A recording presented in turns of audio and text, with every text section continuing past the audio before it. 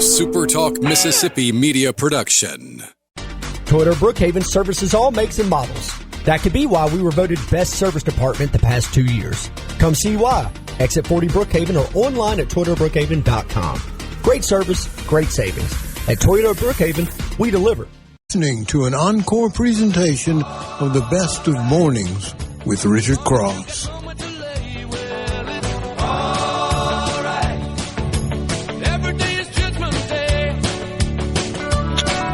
Pleasure being with you. Mornings with Richard Cross, SuperTalk Mississippi, streaming at supertalk.fm and SuperTalk TV. The show is presented by Community Bank. I am happy to be joined this morning by the Lieutenant Governor of the great state of Mississippi, Delbert Hosemann. He is in studio. I am not. I am still in College Station for a little while longer. I'm coming home today. Well, we're excited. That's why they paid the Traveling Wilburys for you. One of the great albums ever was what he kicked off. Lance is over there smiling. He knows I recognize it.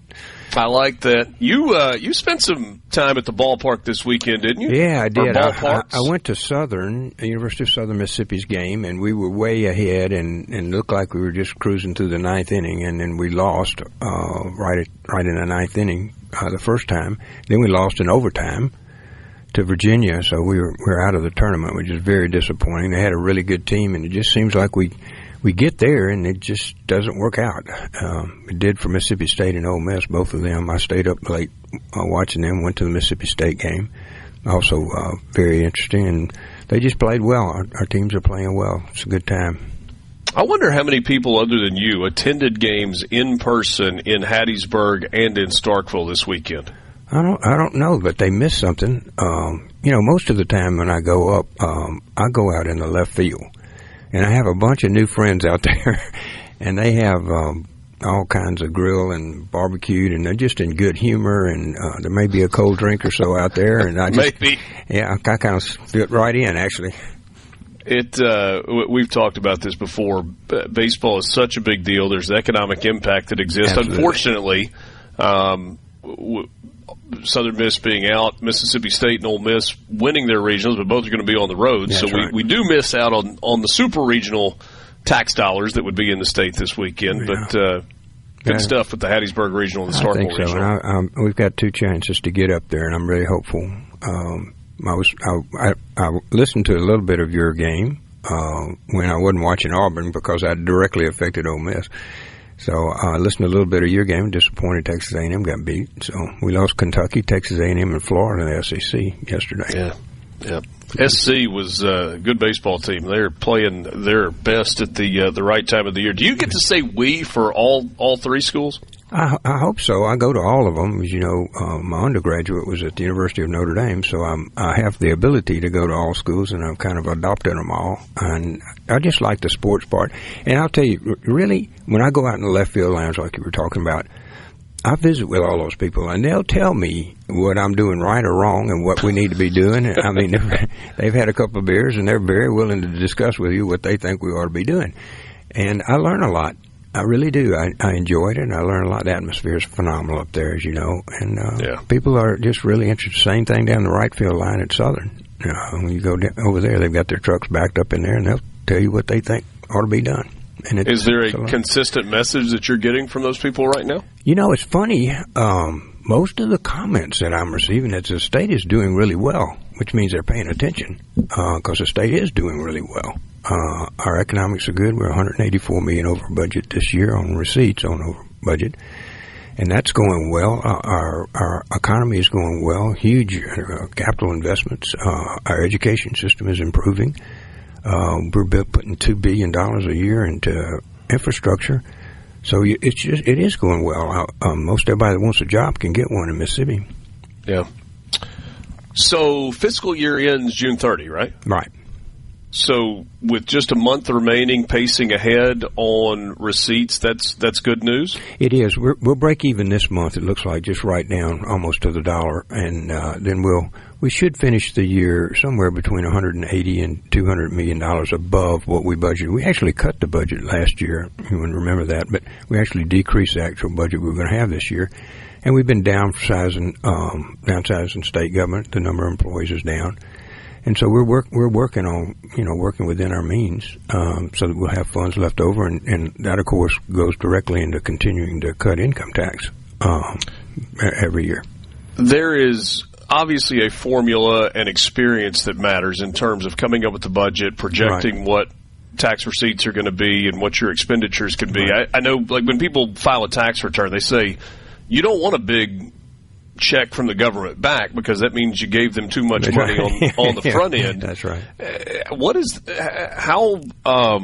How razor thin is that edge in terms of projecting what you're going to make in tax receipts and being conservative versus aggressive there? We've been pretty successful with that. A group, state economists and a group get together and do a projection. Then it comes to the Legislative Budget Committee, which I'm the chairman of this year. Then we analyze that budget, and we changed it. We decreased the amount of money that we thought we were going to get from corporations. And we were right. The corporate returns are less. Our individual income tax is higher. But we really will end up, if we're in the $180 million range, you got to remember that we're about a $7.5 billion budget. So we're hitting within 1 or 2% of what we should be. And when you're projecting out with all the things that can go wrong, from hurricanes to economic collapse to war, all the other things that go on in a year's time, we're usually hitting 98, 99% accuracy. So I'm real pleased with the process, and we have a committee that does that, and they've already started. Our first meetings will be here in September for the next year after this. And so we're hitting pretty close, I think, and I'm proud of the fact that we're able to budget. Not only are we able to budget, Richard, as you know, during the time I'm here, we're going to pay off $1.4 billion of the state's debt. Now, not many people know that, but we're paying off $300 million a year in state's debt, and they're not refinancing, which the Democrats did forever. And they left us with a huge amount of debt. During my term, I'll pay off, or we will, about 35% of the state's debt. So when we leave at the end of next year, the state will have $1.4 billion less debt than when we started. It'll owe about $2.9 billion. We're on a path, if they continue it, like I've said it up here, to be close to a debt-free state in 2039. There is no other debt-free state. In fact, there's no other state that has cut taxes, fixed its retirement plan, had education go from 49th to 16th, paid off its debt. There is no other state. Mississippi's the only one. And for those of you going to work today, I want you to think about that, about where our state is today. I mean, there is no other state that can say that they're doing what we're doing, and then you include $70 billion worth of investment. There's no other state in the country that's been paying off its debt, fixed its retirement plan. Most of these states' retirement plan is breaking them, just like it is the national government. If you read the Wall Street Journal, Social Security goes out of existence in 2032. It's not funded anymore. We're exactly the opposite. We fixed our retirement plan, and over the next 20 or 25 years, we'll be able to cut back contributions from cities by 19.9%. So you and the Speaker and the Governor have all been very pro-economic development. There have been a lot of ribbon cuttings. There have been special sessions called to approve specific projects. The state's financial position, the health of the state's financial position, does that play a role in the attractiveness, in your mind, to the companies that are coming in? And without question, we just got upgraded on our bond. I'm not borrowing any money, but we got upgraded. And then we got upgraded specifically because we have fixed our retirement plan, or at least a long-term plan to fix it. We've cut in taxes. We're on budget. I mean, they look at all of the things that we've got. Our income stream is up, and they say, well, you need a better bond rating. So when you have that, people look at you. I mean, the New York Times is writing articles on us and all that other kind of thing. But we have a very unique position in this country because, first of all, our people, if you come here, it's just a big neighborhood, and people are nice to you. I mean, we get along, and that's a real positive thing. You can see that people that come for football games or visitors that come to State or Ole Miss for these regionals and whatnot, they think we're the nicest people in the country because we are. The second thing, we've got water. Now we're going to have electricity. We're building 2 new plants. We're going to have electricity for companies to prosper here.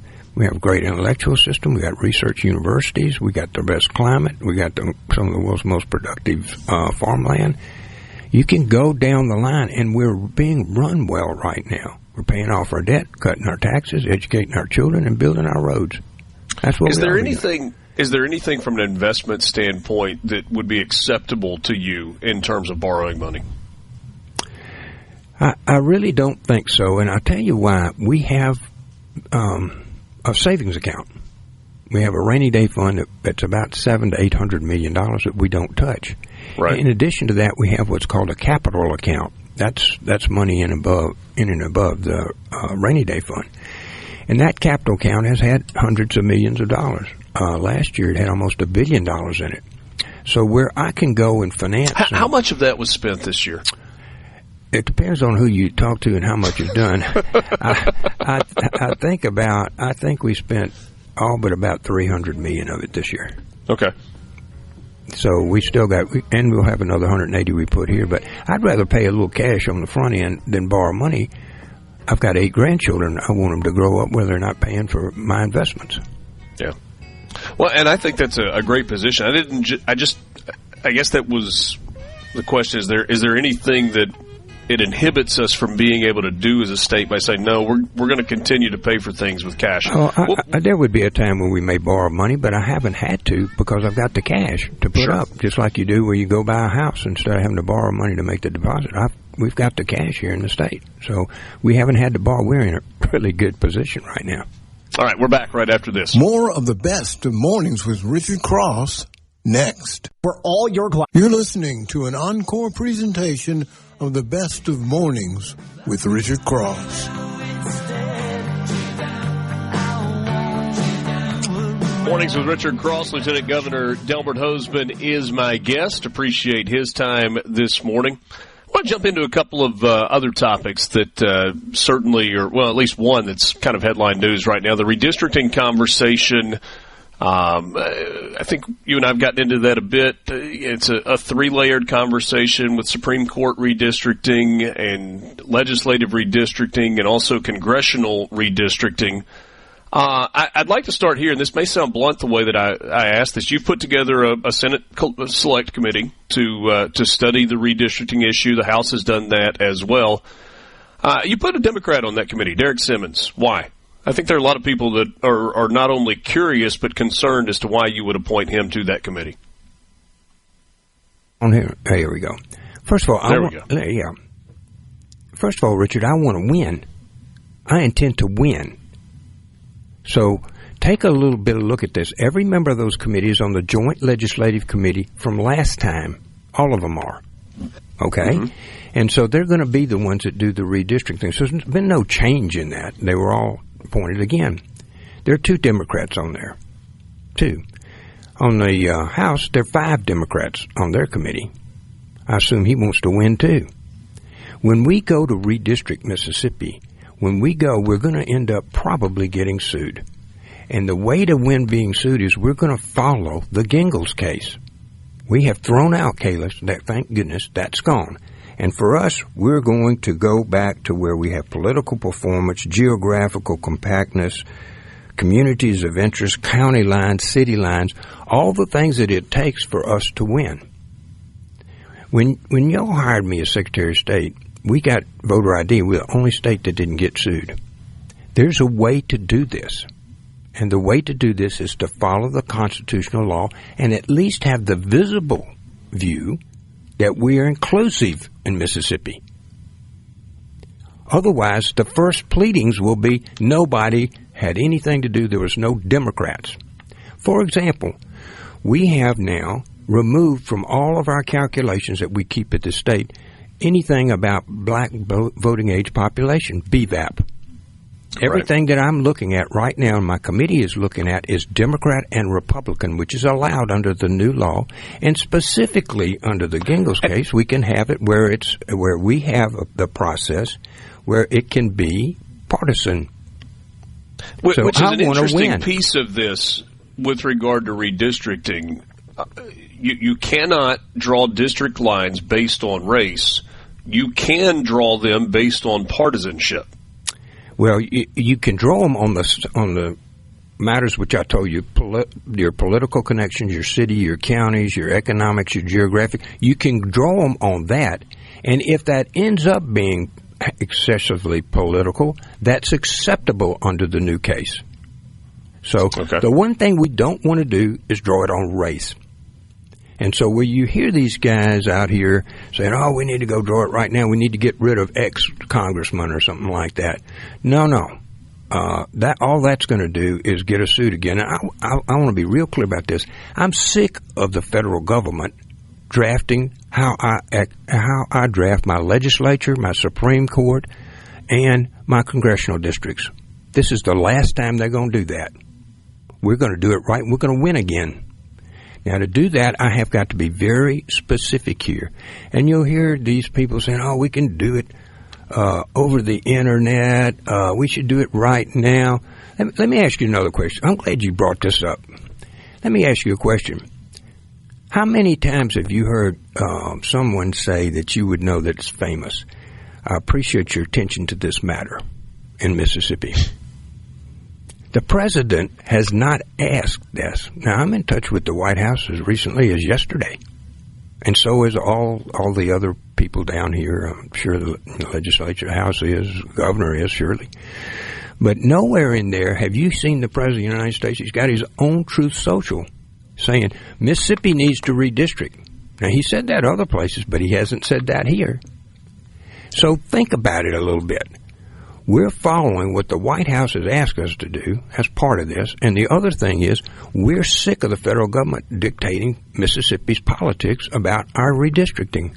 And we're going to win. And we're going to follow this case all the way out. And we're going to redistrict ourselves, and it's going to stick. And we're going to win the case.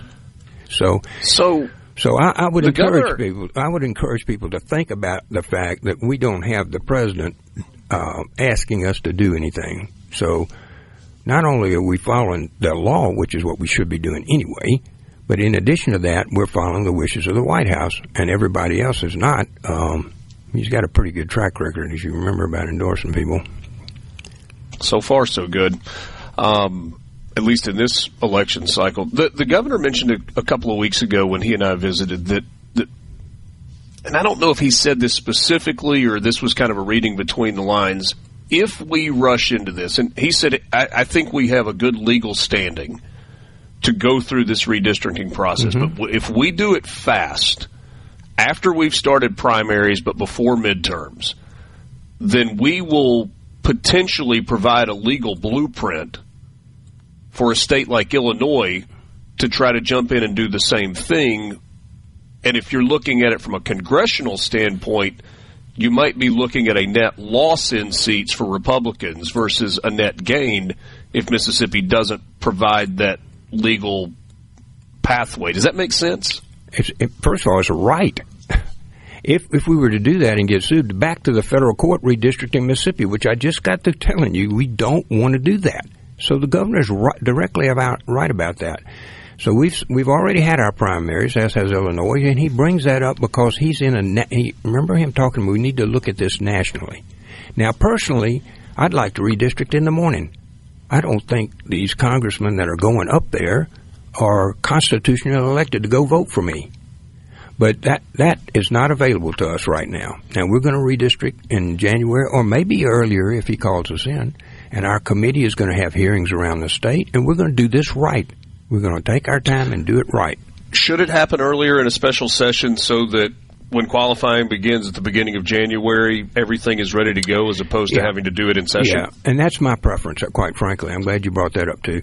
I want my committee to go out. We're going to have meetings around the state. We're going to take all our information in. We're going to do this work that I've told you. We've taken the actual analysis to reflect only who voted Democratically and Republically. So we're going to redistrict according to the Supreme Court case. And it takes us time to do all of that. And, of course, that includes the Supreme Court districts, the commissioners, transportation commissioners, public service, all of those things. So we've got some time it takes it to do that. I'd like to finish that in the October range or so, between now and October. I'll do it quicker if he calls me in, but that will give me time to have all of this talked, cussed, and discussed among my senators, and of course the House will be doing the same thing. So when we finish that, I would like for him to call us in about first week of December or something and let us go ahead and perform our redistricting at that time, so we can stay with the qualification deadlines that begin in January and end at the end of January. So I would hope that he'll call us in before we go into the session. I think it would be healthy for us to get that out of the way one way or the other, and we can focus on health care and housing and a whole bunch of other issues I'm working on.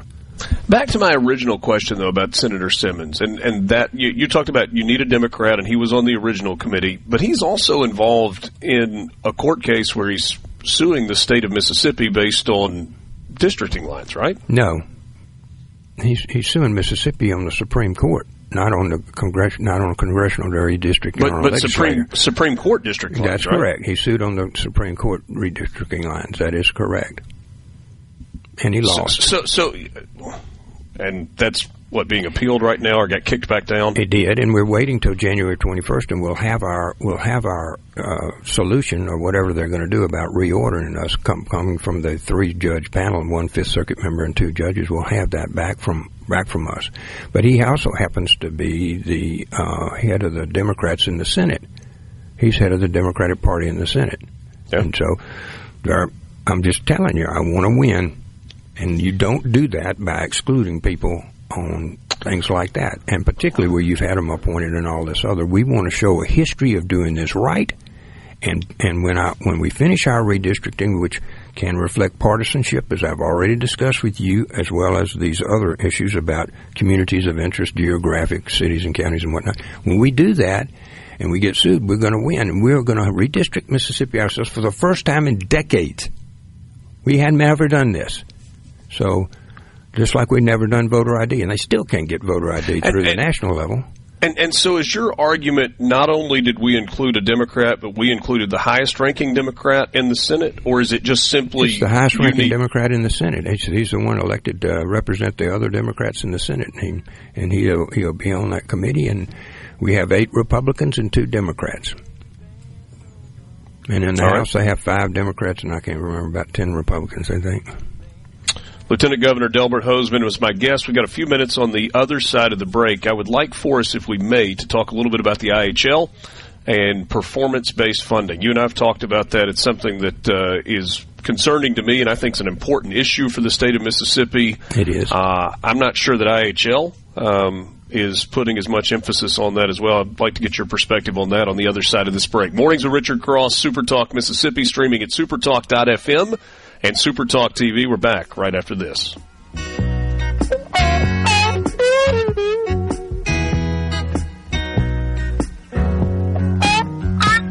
More of the best of Mornings with Richard Cross next. If you're listening to an encore presentation of the best of Mornings with Richard Cross. I'm a hard-working man. I wear a steel hard hat. I can ride rope. C-Spire text line is the best and most common way that we communicate. C-Spire text line 601-879-4395. The one plan from C-Spire is here. Fiber home internet and wireless, only $99 a month for new and current C-Spire customers. One plan, one price, one experience, zero compromise. Get started now at cspire.com/oneplan. I did get a message on X tagging me and SuperTalk and Senator Wicker, saying that obviously Richard got the memo for talking points from Senator Wicker this morning on Iran. Pathetic. No talking points. Just common sense. Whether you like us being in Iran or not, we are there.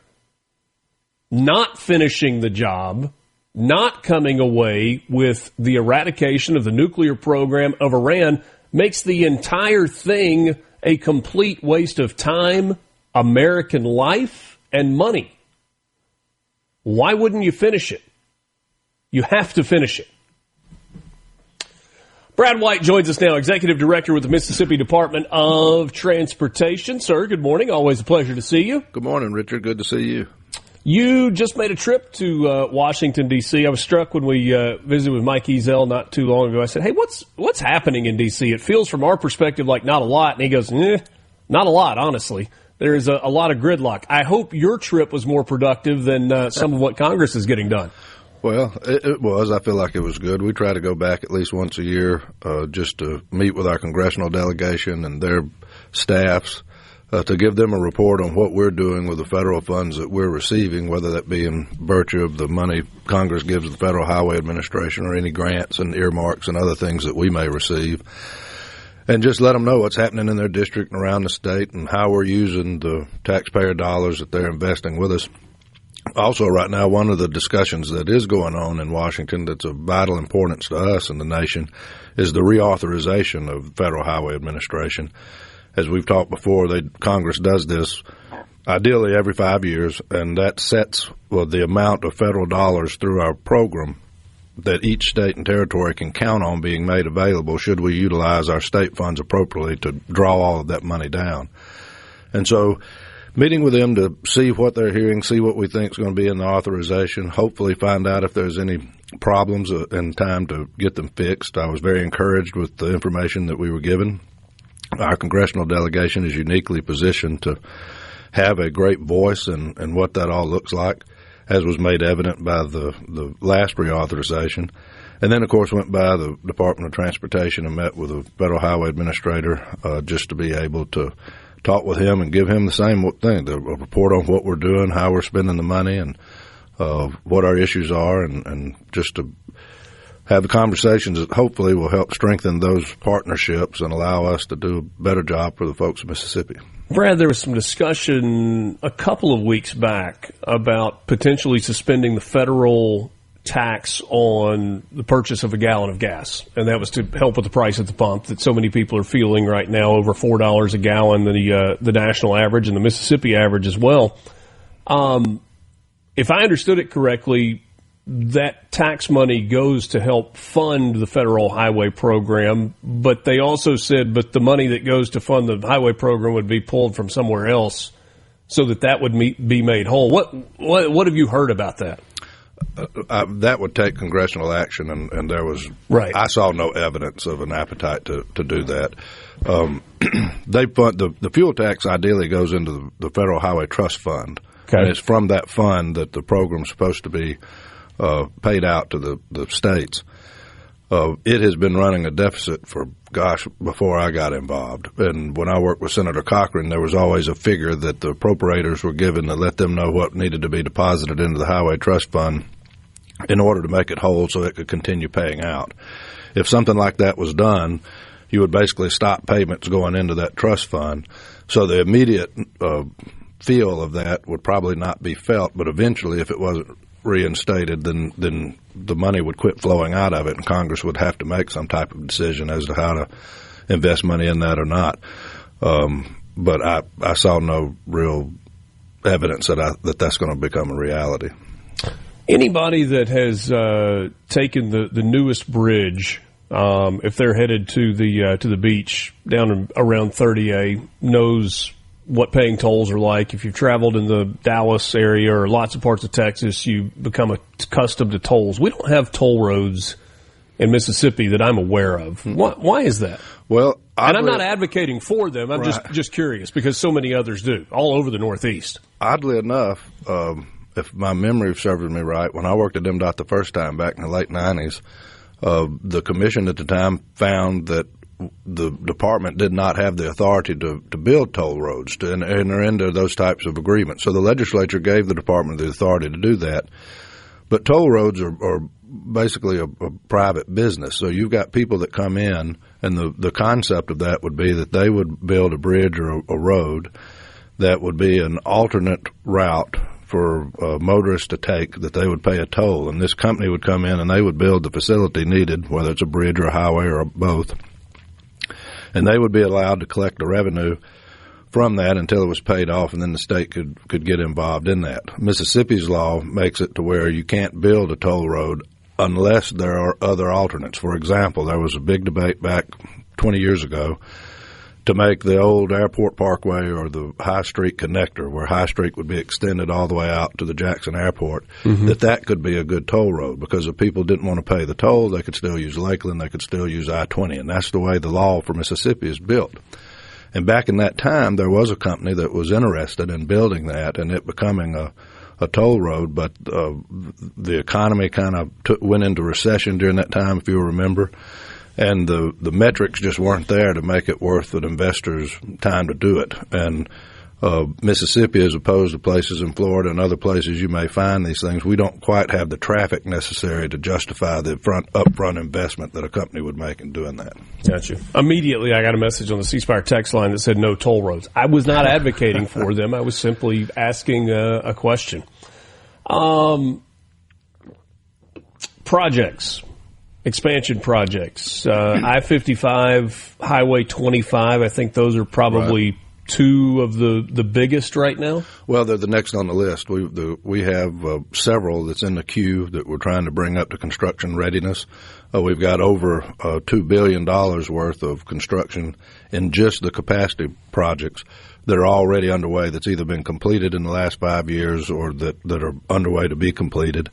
The I-55 from Highway 463 up to Gluckstadt, excuse me, and building the approaches to the Reunion ramps there to build the interchange there. That was basically the next project on the list in terms of it being ready to be built if the funds were made available. Next was Highway 25 in Rankin County, which is the widening of Lakeland Drive out in that way. The legislature provided the department with $150 million in capacity funds. That's not enough to secure all of the money for those two projects, but it was enough to allow us to go back into our federal program, looking at what resources we have and being able to piece things together to get both of them, as well as the third project on the list, which is what I consider the first leg of the I-55 widening in DeSoto County. To be able to allocate the funds that would be needed in order to advance those projects. We expect to advertise I-55 in Madison in, I think it's July and August, with a September letting to award. And then we would likely advertise the 25 project in Rankin County in August or September with an October award. And then we're hopeful. We're still dealing with the court a little bit and getting some condemnation orders to get some final utilities removed in the I-55 DeSoto project.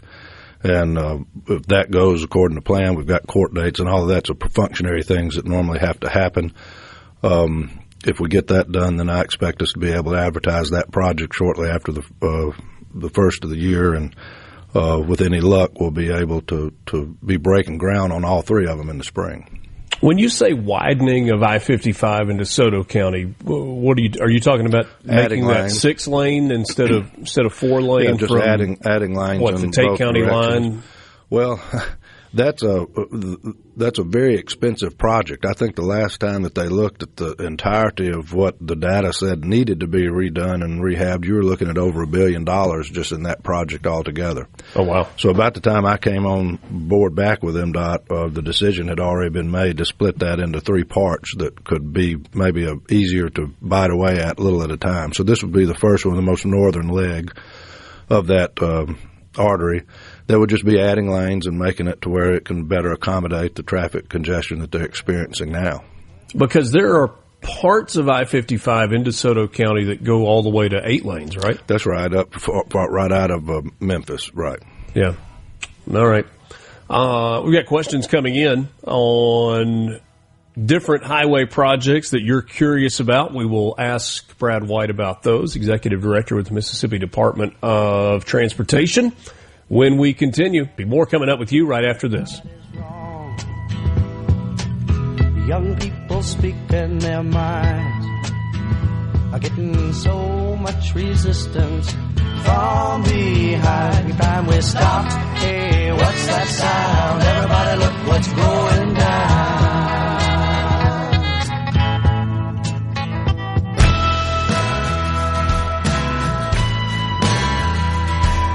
More of the best of Mornings with Richard Cross next.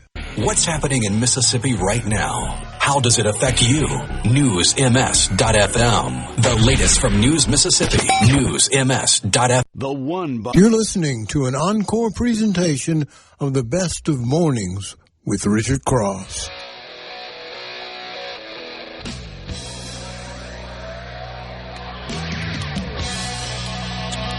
Good to be with you. Mornings with Richard Cross, SuperTalk Mississippi, presented by Community Bank. Bank local, bank community. Brad White is my guest, Executive Director with the Mississippi Department of Transportation.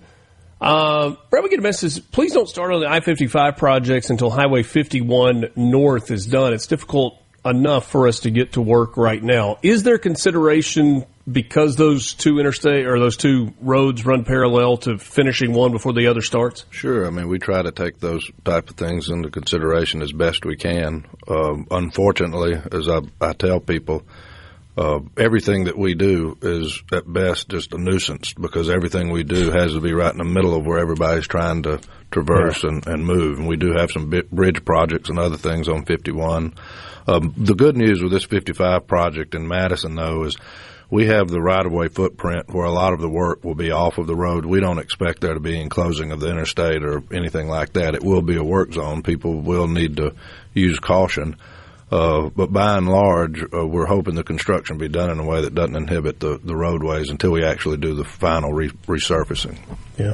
Are you pleased with the progress that's being made on Highway 7 in Lafayette County? I mean, I've driven through there a time or two, and it's like, this is pretty incredible, the scope of the project. Yeah, I'm very pleased with it. In fact, I was through there a couple of weeks ago or something like that, and you can really tell that they're hoofing it out there to make it get together. So I'm real pleased with it. And these are the types of projects that we need. I mean, everywhere in the state that you deal with traffic and you deal with congestion that gets frustrating, the reason we have that is because our funding model went so long without being modified that the capacity program was set on the shelf in order to put all needed funds toward the maintenance of the system that we had. I feel like I've heard you say that a time or two. Yeah. Luckily, with the congressional delegation and the legislature's investments, we've been able to restart this program. So while it may be frustrating right now trying to navigate through, because we do have quite a bit of work going on around the state, because we've tried to take every bit of that money, tie it to the 3-year plan, and be able to give the political leadership in charge of providing the resources confidence that we're putting money where it's supposed to go, so we can continue to do that. That's the reason that you're seeing all the congestion, I guess, now is we've got this work going on, but when it's all completed, I think you're going to see a better Mississippi where people and goods can be moved about in a much more ideal way. And hopefully safer as well. Absolutely. Dustin and Walnut, can you update the Highway 15 4-lane project in Tippah County? Tippah County, that widening, I don't have the one in stretch of my mind, but I think they're ahead of schedule. I think it's going well. I anticipate that was one of the first ones that we broke ground on here a couple of years ago. I've got to believe that we're getting within the last year or so of that project. But I'm happy to look at that and any others, and I can follow up with you, Richard, and give you that. But the project's moving along well. There's been no problems. It's been brought to my attention, and I think it's going to be a really nice project when completed. When will I-20 project start on Scott County line to the Brandon exit? That's been a kind of a booger. We're trying to move that up as much as possible. That was a project where the Federal Highway Administration had us removing a certain type of the pavement that was on the highway, and at the same time removing a lot of the trees that had been killed with drought and other things. And so you had a bunch of different things combined into one project in one area. The other thing was a lot of the work is supposed to be done at night due to the fact that that is such a highly traveled area. And it's just not worked out well. I mean, I'll be the first one to admit that it's just not come out the way that we wanted it. So we've had conversations with the chief engineer and Commissioner Simmons and myself just this past week about getting with a contractor and seeing what can be done to try to expedite that and get that out of the way as soon as possible. I do think that you'll see some movement made on the paving of it within the next few weeks. But we're going to try to even expedite that. It was just something that there was a lot of different. It was not your normal paving project. You had the tree removal. You had this certain type of pavement that had to be removed. You had the other components of that contract due to the traffic there. And it just didn't pan out the way that I wanted it to. So hopefully we'll be able to make some modifications and get that completed as quickly as possible. Brad, I think about when I travel, and Nashville and Atlanta are two that jump out. When they have major interstate projects, those seem to happen primarily at night. It feels like the majority of our projects happen during the daytime. Is that simply cost? It is cost, but we look at if you get an area of, like you say, sections of I-20 we're talking about, like work on 55 in the Jackson area, depending on the traffic volume that's carried, depending on the type of work that's being done, and depending on what the budget is like, we do like night work if it's something that we can do to kind of make the commute a little bit easier and better on people, and the work safer on the people doing the work. Mm-hmm. It does cost a lot more money. And so it's not something that we're financially able to put in every project, but we try to be pretty purposeful where we use it. Absolutely. Anything we missed that we need to hit on the way out the door? I can't think of anything. I appreciate you letting us come on and talk.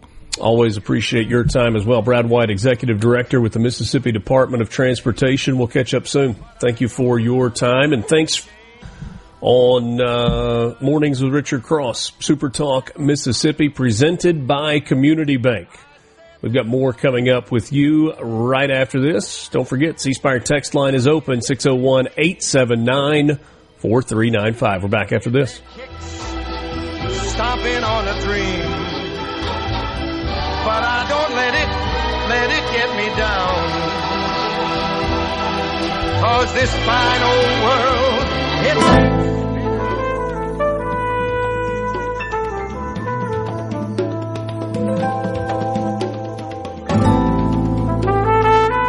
The best of Mornings with Richard Cross next. Listening to an encore presentation of the best of Mornings with Richard Cross.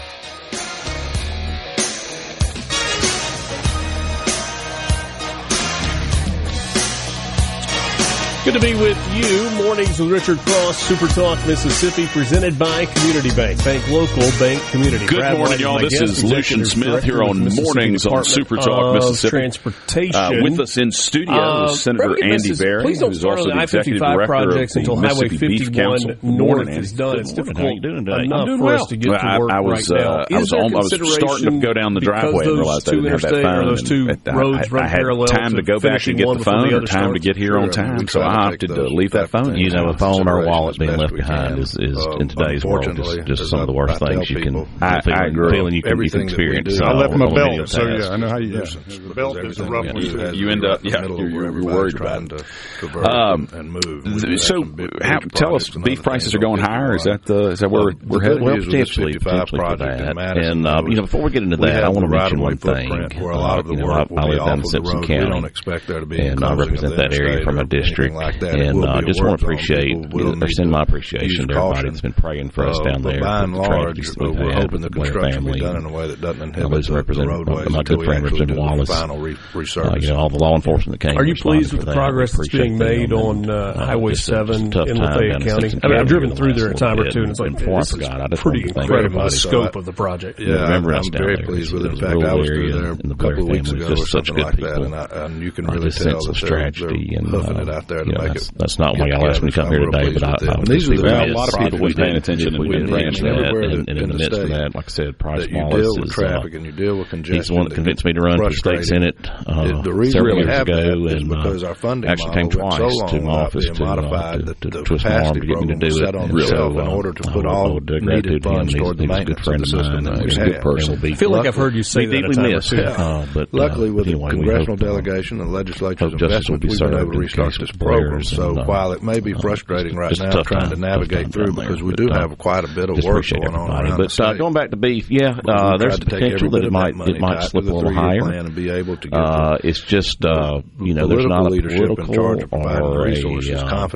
really a policy thing that's gotten us in this situation. It's strictly supply and demand. That's the reason with the numbers of cattle that are out there in this country. We've got this work going on, but when it's all completed, I think you're going to see a better Mississippi several years to a drought that we experienced can be moved in 2023 across much of the country, and hopefully safer as well. Dustin and Walnut, can you update the Highway 15 four-lane project in Tippah grass in 2023? That widening, I don't have it all from the East Coast all the way to Mexico and Colorado, and so I anticipate that we just have not built that hard back to get our numbers up, and so we're just short of cows. That means we're short of beef, and so there's plenty of demand for it, but not enough supply. You know, that's what's amazing, even with this higher prices that we've seen. Consumers still have a taste for beef, and they're purchasing. We appreciate that, and we try to do a good job of producing a good quality, safe product. When will I-20 project start on Scott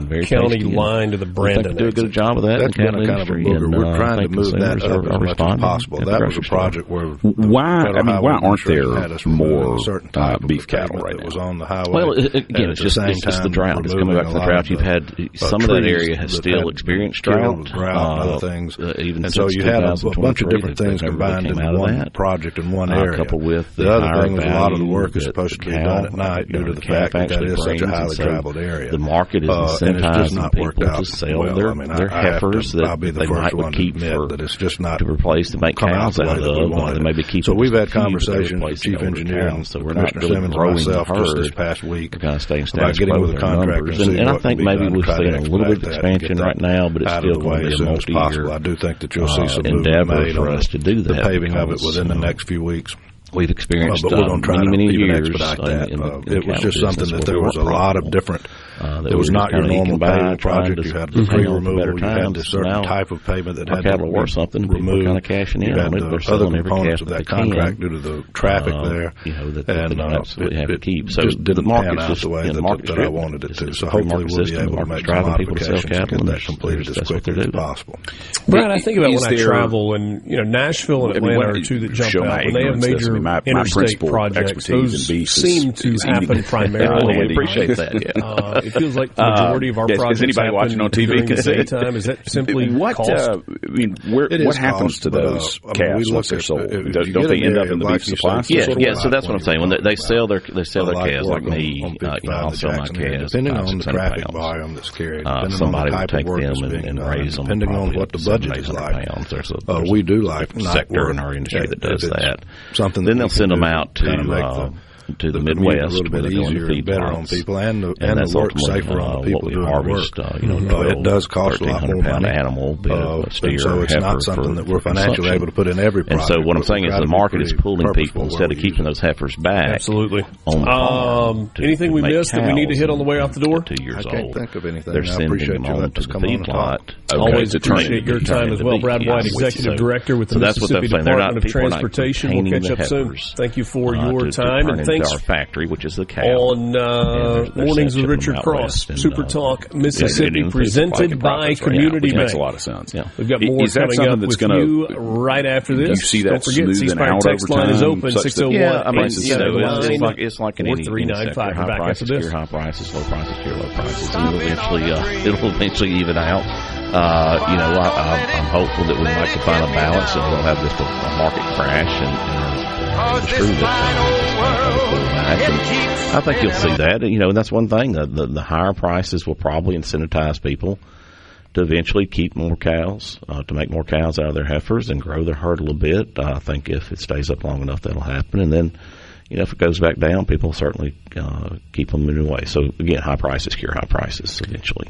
It seems like beef has had a real resurgence because I remember 20 years ago there were everybody was telling you shouldn't eat too much red meat. You got to be careful of it. And it feels like now people have sort of wised up to what a nutritious product. Well, and we as an industry invest a lot of money in that. So we have a program that's called the Beef Checkoff that does a lot of research and promotion of our products, and that's led to a lot of these diets that you see out in here that that incentivize people, say be it the carnivore or the keto or the the Atkins, all the people that kind of a strictly meat, no bread type of diet.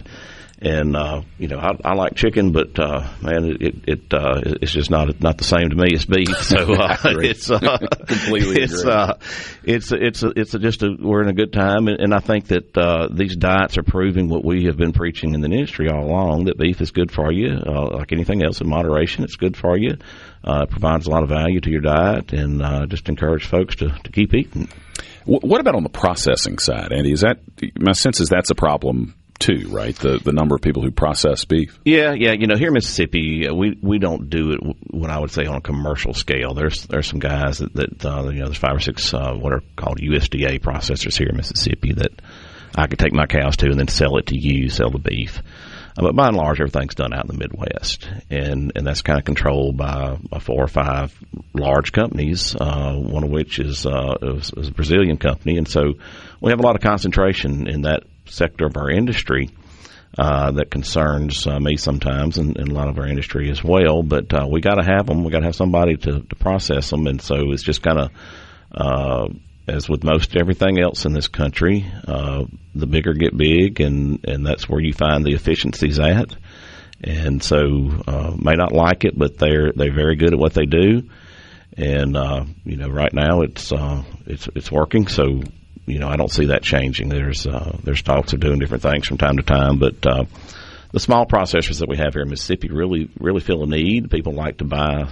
A lot of people like to buy their beef or their meat close to home and know where it comes from. So there's plenty of people filling that market here in Mississippi as well. It's not hard to find someone if you're looking for that to buy some local beef. Does the concentration on the processing side? I mean, does that put folks like you at a disadvantage that there's so few that are competing for that? At times, right now, like I said, they are taking everything they can get because there's not a lot of them out there. The kind of the pendulum swings, and so right now the ball's on our side of the court. Occasionally they'll swing back and get on the processor side of the court, and so in those times it's certainly a disadvantage to most producers, cow-calf guys anyway, like myself, that are just kind of at the mercy of the whims of the market. But right now the market is incentivizing the producer and not the packer. Well, that seems like a good thing. Right now it is, yeah. And what I would say is, like with most markets, my wish is that everybody would make a little money along the way, and we put out a good, affordable product, and hopefully one day we'll get there. Can you stick with us for another segment, Andy? Yes, sir. Y'all stick with us. We've got Senator Andy Berry with us here on Mornings on SuperTalk Mississippi.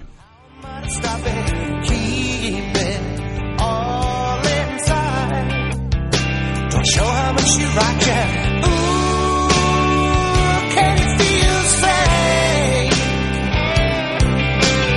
Ooh, you gotta love that thing. Ooh, looks like rain. Ooh, feel it coming in. The mountains win again.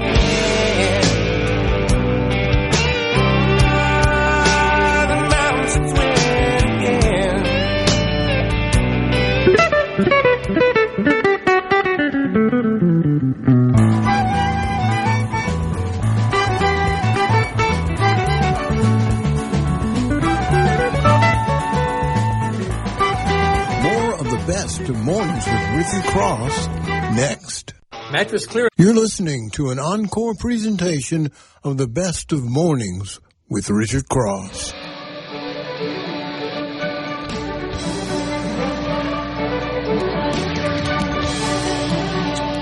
Good to be with you. Mornings with Richard Cross, SuperTalk Mississippi, presented by Community Bank. Bank local, bank community. Brad White is my guest, Executive Director with the Mississippi Department of Transportation. You can have a great beef Brad, we can message, please don't start on the I-55 projects until Highway 51 North is done. It's difficult enough for us to get to work right now. Is there consideration? Andy, what year was that when that was the Robert Mitchum one? It aired during the world's oldest living bridesmaid on Lifetime Channel. The world's oldest living bridesmaid? Yes, I'm guessing early 80s. 1994. I was going to go with 92. I would have thought the same thing with Robert Mitchum doing it. I'd have been like late 80s, but 94. Sam Elliott took a turn somewhere along the way in that, too. There's been some great ones in that. Oh, yeah. Projects and other things. You hear that commercial, I mean, good news is it felt like I was back in my parents' house. The right-of-way 6th, 7th grade, TV on. We don't good expect stuff. Mom, I'm hungry. Where's my burger? Exactly. Well,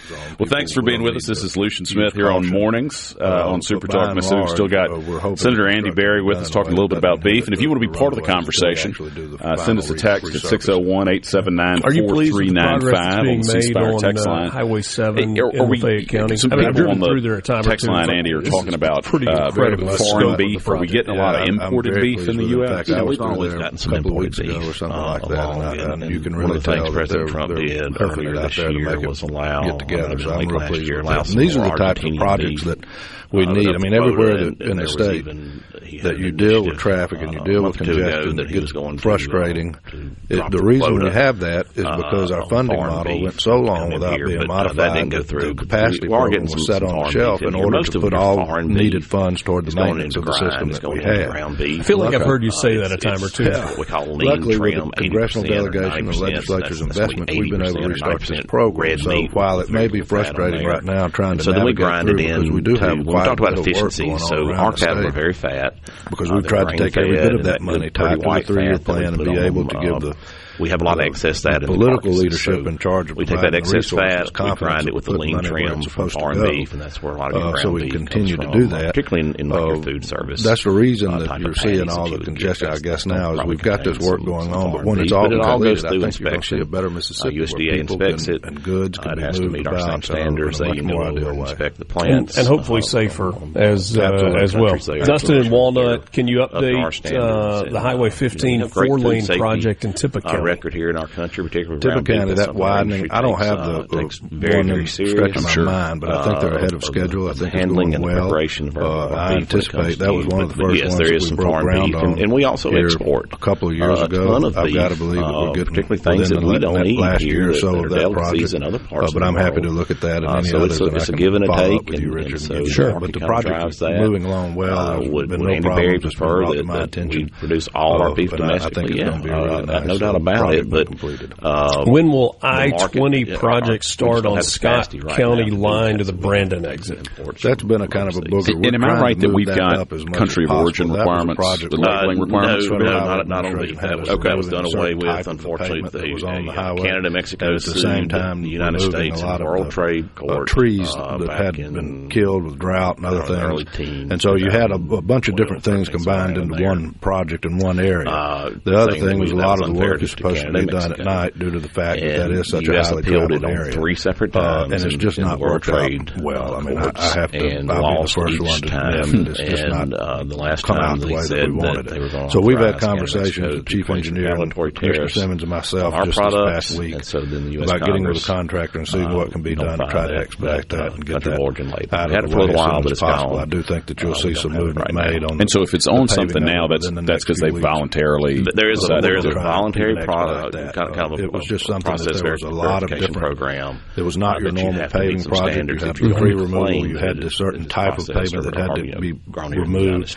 You had to meet certain standards. If you see that on a label, it has met a government standard that qualifies it. Just didn't pan out the way that I wanted it to. So hopefully we'll be able to make look for that. It's out there, and that's one thing that we talk about the market driving. Brad, I think about when I travel, and Nashville and Atlanta are two that jump out. When they have major interstate projects, those seem to happen primarily at night. It feels like the majority of our projects happen during the daytime. Is that simply cost? But there's study after study. It is cost, but I mean, we look at if you get an area like you say sections of I-20 we're talking about, like work on 55 and the Jackson, depending on the traffic volume that's carried, depending on the type of work that's being done, and depending on what the budget is like. We do a couple other questions on beef, and then we can talk some about the legislature. But one, Mose points out on the ceasefire text line that, and he's in the business, that inputs have just gone through the roof. No doubt cost of raising this cattle. So we're financially able to put in every project, what we're getting, but also what fertilizer or absolutely. Anything we missed that we need to hit on the way out the door? Everything that we do. I can't think of anything. I appreciate you letting us come on and talk. Always appreciate your time as well. Brad White, Executive Director with the Mississippi Department of Transportation. We'll catch up soon. Thank you for your time, and thanks on Mornings with Richard Cross, SuperTalk Mississippi, presented by Community Bank. We've got more coming up with you right after this. Don't forget, C Spire text line is open, 601-879-4395. Mo's got a great point. We're selling them for more than our cattle are worth more, but it's just like everybody else is out there right now. When a producer, I mean, how does that work? Do you sell the whole cow, or do you process it and then get make money off the beef, or what's the real process? So by and large, what most people say in Mississippi do, they're like me. They have a cow calf. They got the cow. They got a bull. They produce a calf every once a year. They raise that calf up to 500 or 600 pounds. They sell it to someone, and then there's a couple different ways it could go. Eventually, go into the packing sector. There is a growing number of people here in the state that are keeping that process at home to where they wean their calves, then they're feeding them out to 1,200 or 1,300 pounds, take them to a certified processor, then they can sell the meat. Or if they don't go through the certified processor, I could technically sell you my cow, deliver it to a processor for you, and then you could pay the processing fee and get it the whole steer yourself. So there's a couple different ways it can go. It's not like the poultry industry where it's all going through the vertical integrators. By and large, commercially, we're shipping them west, but there's been a great growing. We've probably doubled or tripled our USDA capacity since pre-COVID here in Mississippi. That's the certified folks that can harvest it and sell, and you can therefore sell the meat. So again, that's a growing trend here in Mississippi. Are there any big, either state or federal legislative initiatives that the Beef Council's looking at right now, or just mostly promoting the good stuff they do? The Beef Council is promotion, so we're promoting and talking about how good beef is. From the cattleman standpoint, we're also work at the Cattlemen's Association. One of the things we did in the past legislative session was there was a bill passed that lowered the sales tax on fencing materials, and then also did away with the sales tax on agricultural lime. So that was a big deal for the fencing materials. It went from 7% to 1.5%. So we appreciate all our friends in the legislature that helped us out with that bill. So that's one way we're trying to help lower some costs for our producers out there, because you've got to have fence. And that's one of my thoughts was, hey, we've got low numbers, and one of our biggest expenses is fencing material. I built some fence for not even quite around 40 acres back around Christmas, and between the material and the labor, it was just shy of $10,000.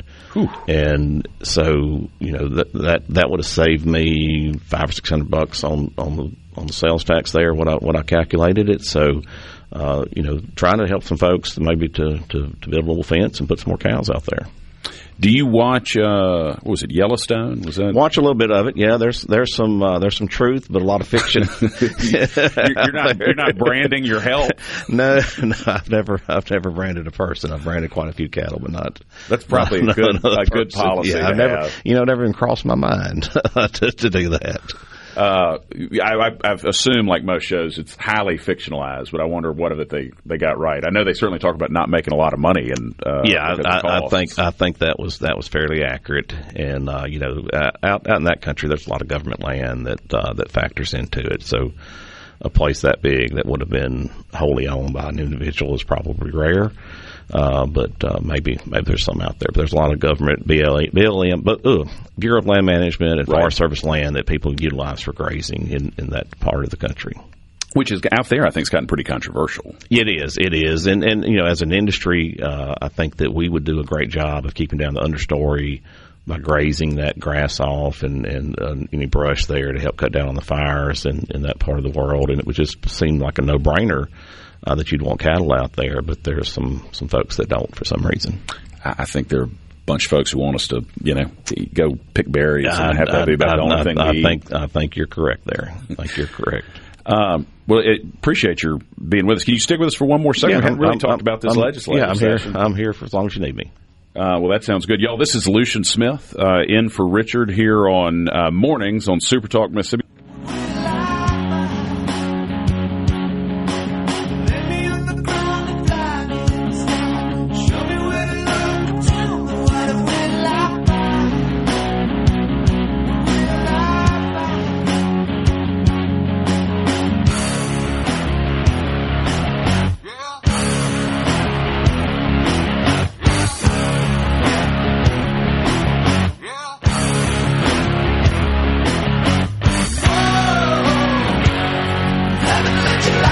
More of the best of Mornings with Richard Cross next. You're listening to an encore presentation of the best of Mornings with Richard Cross.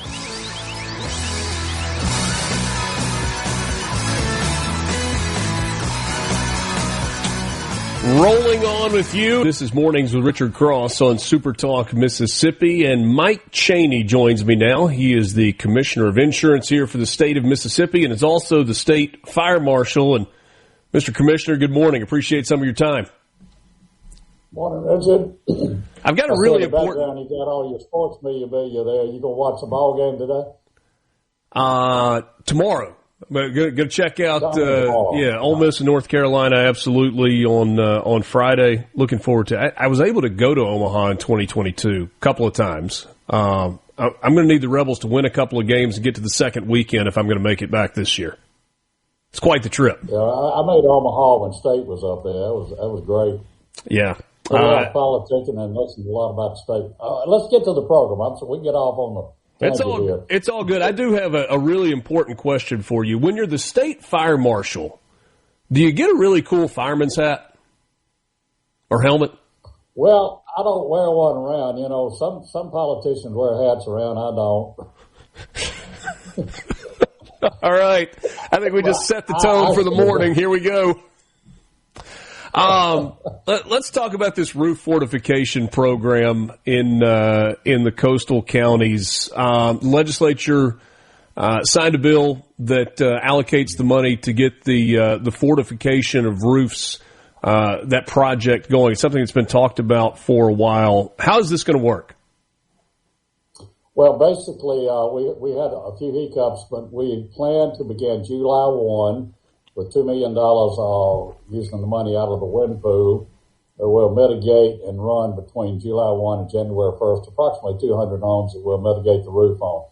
And what we do is a roof, basically you replace the roof that's there if it's in bad shape, and you make it where it's stronger, it's better than the roof you had on the house. You tie the sheet decking down, you make it with a membrane that goes over the roof that keeps water from penetrating the roof and running the sheetrock in the house. Basically, what you're doing is fortifying the home so you have a home to come back to. You're reducing the risk to the insurance companies, and you're providing a home for the consumer to come back to. And by the way, all of these mitigation projects that we're talking about, they're $10,000 grants. The house has to be in fairly decent repair. We will not do the mitigation. We don't pay the contractors unless the job passes inspection. So we're trying to cut out all the fraud. That's the reason we want to administer the program. So if I want to... Well, I want to get to that in a second, but in terms of the application process here, if I own a home that's eligible, and I'm one of these first 200 or so in the batch, do I have to pay to replace the roof myself and then get reimbursed for that? Am I out of pocket initially? No, you do not. The consumer will never get any money from out of the grant. It goes straight to the contractor that does the work. The consumer gets to pick from a list of 6 or 7 contractors that are approved, that have been, actually they have to have insurance, all the requirements that you got to have. You don't have any fly-by-nights driving in from another state saying, I can fix your roof today and other guys can't get to it for months and it's going to rain tomorrow. We don't have that. We have a list of approved contractors. The consumer or the policyholder picks the one they want to use, and the guy gives them an estimate of what it will cost. If it's more than $10,000, the consumer has to put up some of the money. Usually a roof is somewhere between $12,000 to $15,000 for larger homes, about $10,000 for a 1,500 square foot house. But the consumer never gets any money. The money goes straight to the contractor. And they don't get paid if they don't do the work correctly. And they have to have a standard. It's called the IBHS, and that's a code. By the way, the coast does have code requirements, but this is a code that has a stronger roof, ties the roof down to the sill plates on the house to the floor foundation. It's just a stronger home is what it does.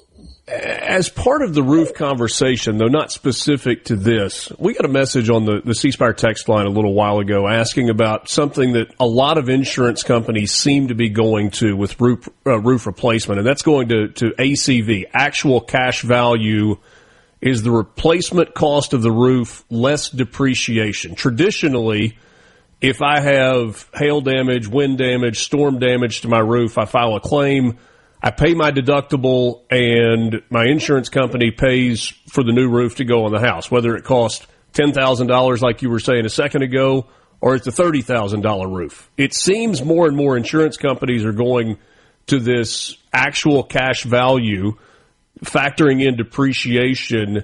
The question from the texter was, yeah, but my premium is not going down any. Why is the coverage changing?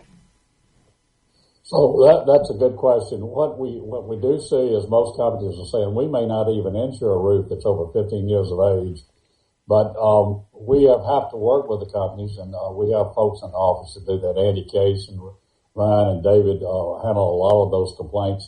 I tend to be a little short with the insurance companies about, by God, you're taking a premium from the consumer. You need to do your work, pay your claim. But if they give an actual cash value, they're supposed to have a premium reduction. If you want a replacement cost, what we call RCV, replacement cost value, you have to pay a little more premium. But we're encouraging folks to look at doing savings accounts and taking ACA because it's cheaper and you make more money. As a consumer, you say, not make more, you save more money as a consumer. So it's a valid question. When you don't get the discount, you ought to call us or talk to your agent. That's what we tell people to do. Your agent is your first line of defense when you're dealing with an insurance company. We tell you to shop around because not all companies require to write you at AC, actual cash value as we call it. But you should get a premium reduction. That sounds convoluted, but that's just kind of the way it is. Yeah. There's a story that's been in the news in recent weeks. It's actually been going on for a while in Laurel. With this old historic hotel that was renovated, the Hometown Crew, which has been a wildly successful television program. They did a renovation project in partnership with a local business person, and as I understand it, their insurance provider has refused to pay a claim for a fire that damaged that hotel, that historic property that they've renovated. Do you have any update on that story or where that's going or why it has been handled the way it has been handled?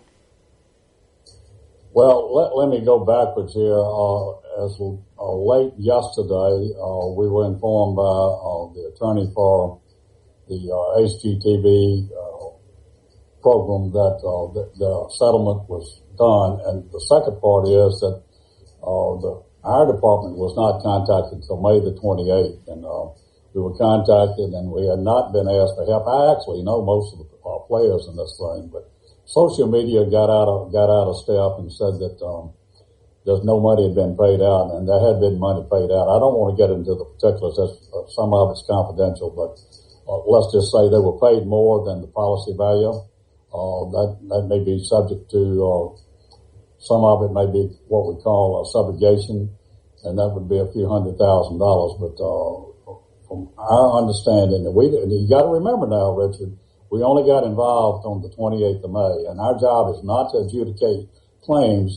That's in the policy. It's a contract between the consumer and the policyholder and the insured company. So you live off that contract. Right. In this case, they hired a lawyer the first day out of the chute.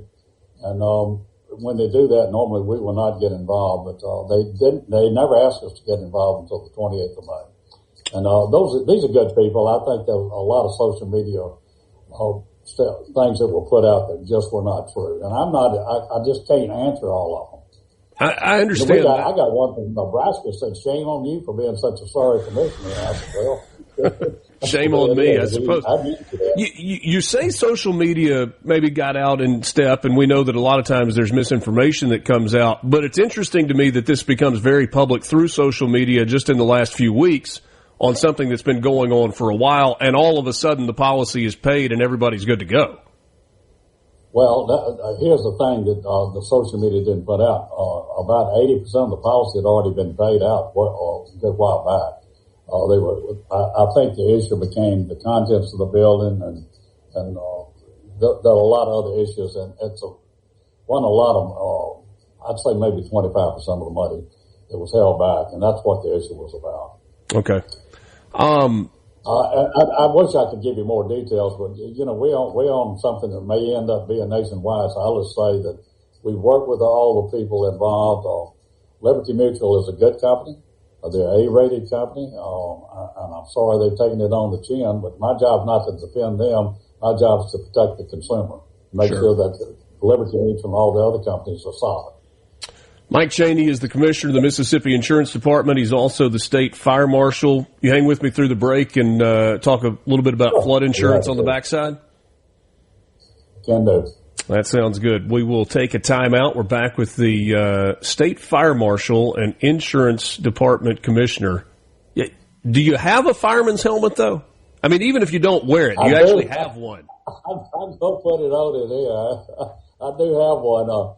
They're giving some of that fire stuff to Liz Welch at the Department of Finance and Administration because I wouldn't give trucks to people unless they actually needed one. I don't give a truck out on the grad program just for a parade. You just don't do that. So we gave Liz a fire hat, and I don't know if she's going to speak to me anytime soon. We're back with Mike Cheney right after this. It's Mornings with Richard Cross on SuperTalk Mississippi.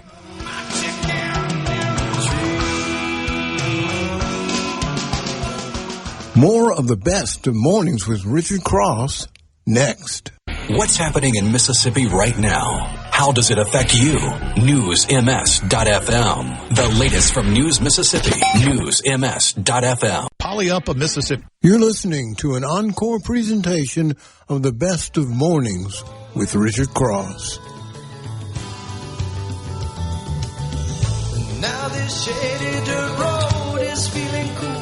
Mississippi Insurance Commissioner Mike Cheney is my guest. Mr. Commissioner, I'm going to read you a text message verbatim as it came in from Joey the Trucker. See what your response is to this. Well, I hope Mr. Cheney can help us with this high-priced damn insurance. You know, when you're retired and grow Social Security and pay nearly $400 to $500 a month for a supplemental insurance, a damn man can hardly make it. I agree with the guy 100%, and that's he's talking about automobile insurance, I'm sure, along with all the other insurance problems that we have. And let me address it, see if I can do it quick, Richard. Health insurance premiums are over $1,000. People have to make a decision about, do I pay my electrical bill or I keep my health insurance? Because if I drop my health insurance, I lose my drug coverage. I have to have a life-saving drug, say you're diabetic. I'll pay my home insurance, and if I don't pay my home insurance and I have a fire or a hailstorm, I'll lose my roof. So it gets very complicated. One of the goals to try to reduce those rates, not only in the health arena, but across the board for homeowners, is the mitigation program. It reduces your cost of your home insurance by as much as 20 to 30%. That's a proven fact in Alabama. Alabama has almost 60,000 homes that have gone through the mitigation program in the lower two counties in Baldwin and Mobile County, and they're expanding their program statewide like we have. Our legislation gives us statewide, but it's proven that you'll have a reduction there. On automobile insurance, I had a conversation with both chairmen of the House Insurance Committee and the Senate Insurance Committee about addressing the automobile insurance issues in the state of Mississippi.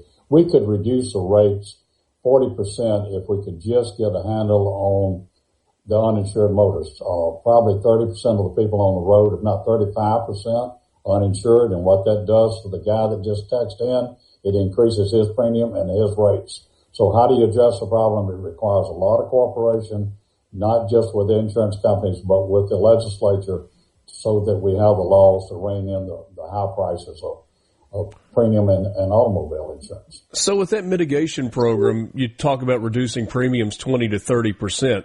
That's only for the people who go through the mitigation process, right? I mean, that doesn't do anything for me in North Mississippi.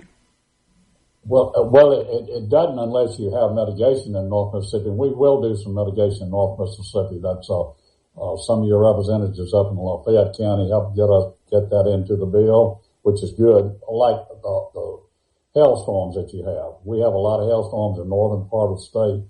Those roofs qualify under certain circumstances for mitigation. So that does reduce rates. But here's what happens. When you reduce the risk, whether it's in the Gulf Coast or statewide, for the insurance companies, you reduce the premiums that they have to charge. You with me so far? Sure. Especially on the wind side. And if wind constitutes 80% of your premium base on the Gulf Coast for insurance premiums on a home, you've got a big reduction in your homeowner insurance rates on the coast. When those go down, the risk pool is spread across the state. It reduces the need for premium base. So it's all relative to the risk that you're covering. A lot of the factors that we have to face with, and to the text guy, are due to inflation, things that we cannot control, or replacement costs on homes. And that's been a real issue for us, where you may have a home, say in Oxford, that cost you $100,000 10 years ago. That same home today is what, $350,000? And you're going to have to insure it to the $350,000 level with most companies. So we have been working with the companies to try to come back and have what we call actual cash value, similar to what we talked about earlier on roofs, or that homeowner, so we get a reduced premium. That's what we're doing. So for the guy that texts, I appreciate that text, because we face that every day of the week. Yeah. We have a complaint about the insurance. Mike Chaney, only about a minute left. Where are we on flood insurance? It's a never-ending conversation. It's a never-ending battle. Well, the National Flood Insurance Program has been renewed temporarily by the federal government. They're the only game in town for most states, but in Mississippi we do have private insurance. We have about 55,000 policies in the state, and it varies. But take Louisiana, they got 350,000. Florida's got over 500,000. But flood insurance is needed. It should be cheaper than what it is. I'll be at a meeting in 2 weeks with the national, all the other commissioners, and we're discussing that issue of flood. It's a big problem for us, Richard. And you got flood problems in Alcorn County, as an example. Absolutely. You have some flood problems in Lafayette County and Hinds County and Madison County. And people don't buy flood insurance because it's too dadgum expensive with the federal government. Yeah. If I got a minute, I'll just say that I had a legislator whose flood policy got canceled. He was paying out $800 a month. It went to $9,000 a year with the federal government. He said, "What do I do?" And I said, "Don't pay the federal government. Go buy private insurance." And we got him covered.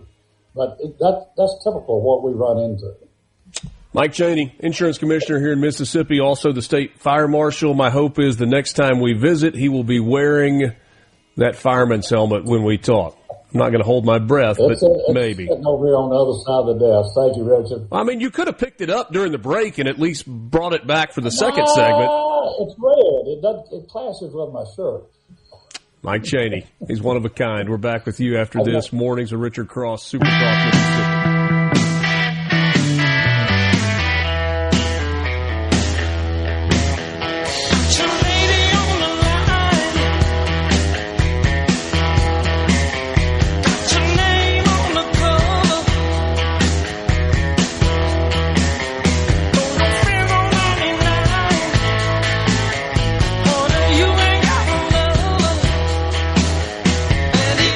The best of mornings with Richard Cross. Listening to an encore presentation of the best of mornings with Richard Cross.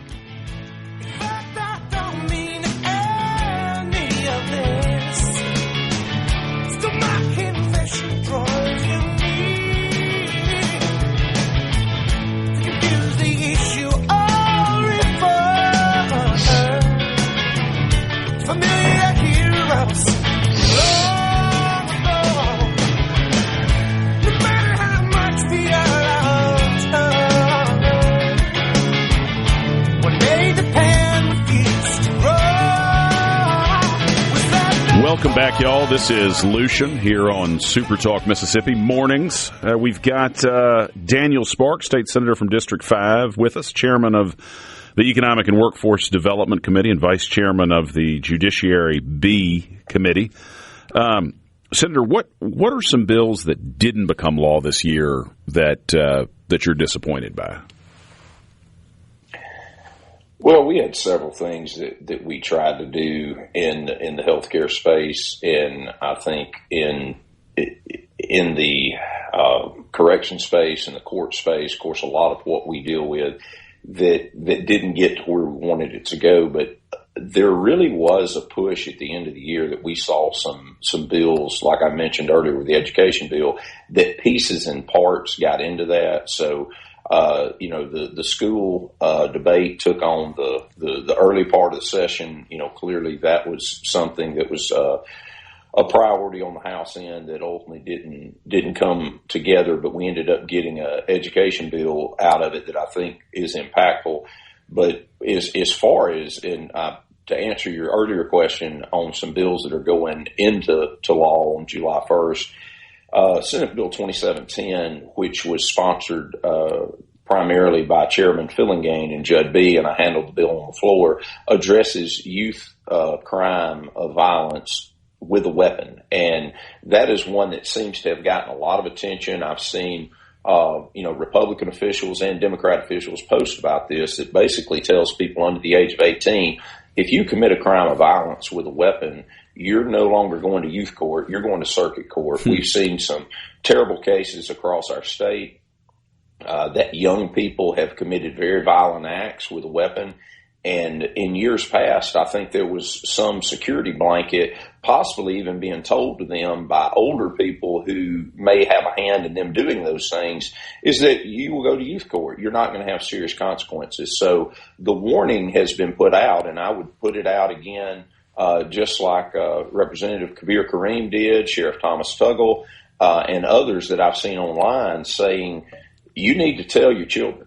You need to tell your grandchildren, whoever's the responsible adult, that the law is changing July 1st. If you commit a crime of violence against Mississippians with a weapon, it doesn't matter that you're under the age of 18. You're going to face adult consequences. So it's a sad state of affairs that we need a bill like that. But we've seen people shooting into crowds at ball games. We have seen aggravated assaults, robberies, murders committed by people under the age of 18. And unfortunately, I think a lot of that has been driven because they were told and they believe that there wouldn't be adult consequences. We're gonna move forward. Well, I mean, to me, that's a little bit like these different cities and districts around the country where they've elected these progressive district attorneys who aren't prosecuting crimes. I mean, people respond to incentives. If you're not going to be punished for something, you're more likely to do it. If you're going to have serious, long punishment, you're much more likely to say, maybe I ought to find a different way to deal with this. That's correct. And I think, again, sometimes there's adult actors that are encouraging this behavior and they're giving them that advice. And I want to tell young people, you need to tell that adult that's trying to put a gun in your hand and convince you to commit crime is no, sir. No, I'm treated just like you. So I hope it has a real effect. But we also will see bills that will go into effect, one in July and then one in January, that deals with transparency. We have NGOs, as many people talk about. We've seen with USAID and other federal programs, and we've seen it in our own state with TANF, is that money that is intended, taxpayer money, whether it's federal money or state money, it doesn't matter, it's taxpayer money, that gets misspent because there's not enough accountability. So we've tightened up on that with House Bill 1171. Obviously what's happened at the credit union in Jackson, that's not a state or governmental entity, but $90 million that appears to be misspent. It's incredible that you can get that far down the road before somebody sees it. And that's why the deployment of technology in government, particularly on the audit side of the card, is something we have to do, because the bad actors are going to use technology to their biggest capabilities. And so as a government, we have to be on top of that as well.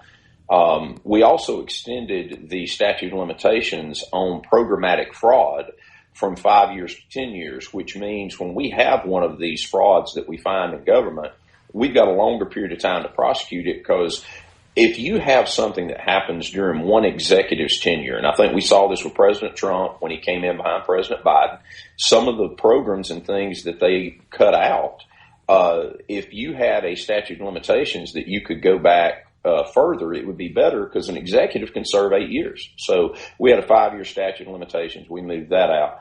One of the things I'm getting the most conversation on, and it revolves around the PERS discussions. This year we were able to take the Tier 5 back to 30 years, focus on the High 4. We continue to stabilize our retirement system. but we passed return to work. And this is one that's very important to me. The first responder community wanted this. The K-12 community wanted this. And I think it'd be beneficial across the state as we bring back people who want to work, who have institutional knowledge. We kind of had a bar against that, and it didn't make a whole lot of sense if we've got somebody that's good at MDEQ and they're having to go contract out with someone versus the ability to hire somebody back. So beginning July 1, you'll be able to return at up to 80% of the current salary and for the job that you would take. Now, I want to be very clear on one thing. I got the PERS board meeting on Tuesday of next week, is there cannot be a prearranged agreement for those who are working currently to say, oh, I'm going to retire. In 31 days, I'm coming back. The state law allows for that, but the IRS, which governs retirement plans, says you have to have a bona fide break in service. So we're trying to talk to our employers, to our leaders across the state to understand this is a great tool to go back and hire people who have institutional knowledge, but to make sure we do it the right way. If you want to be part of this conversation, send us a text at the C Spire text line 601-879-4395. And Daniel, Wayne in Batesville wants to know what the prospect of getting some sort of PBM reform done next session is. I think it's a challenge. It has been for 6 years. I remember walking into C.L. Davison's pharmacy in Boonville when I was running in 2019, and that was my first exposure to what the PBM concerns were. We passed a prompt pay bill. We've addressed clawbacks over the years, but I am very disappointed that we've been unable the last 2 years. I felt like the bill that we had in 24 was a good bill, and it dealt with steering. Steering is just telling somebody you can't go to your local pharmacy. You've got to go to the pharmacy of our choice. That's as un-American as it gets, is that I ought to be able to trade with my local pharmacist if I want to. And I respect our business community has negotiated contracts. And I told this to a pharmacist. I was in Tunica County and was having a conversation with her, and she was talking about PBM bills. I said, it's embarrassing for me to sit down with some of our largest employers in the state of Mississippi and tell them, I think you're getting hoodooed by the PBMs. But I really do believe that, because there is no transparency in the rebate process or anything like that. But I have kind of come to the conclusion that businesses and the market moves on certainty. And when you bring uncertainty in, it makes them uncomfortable. And the PBMs have lived off of the fear of uncertainty. And we've got to somehow combat that with education. We've got to work with our business community to say, this is what we're trying to do. And we believe in the long run, it's going to save you money. But it's hard to convince people of that when every contract with a PBM is a non-disclosure. But we will continue to work on it. We talked about this in the last segment, that this was your 7th regular legislative session, but next year is going to be your last legislative session, at least as a member of the Senate. It is, and that's probably my only regret for making a decision to pursue the position of the office of the state auditor in the 27 election cycle. Is I really do hate to leave the Mississippi legislature. I have enjoyed the colleagues, the camaraderie, learning, working with constituents, working with state leaders. But I do believe there's a level of effectiveness when you're full-time.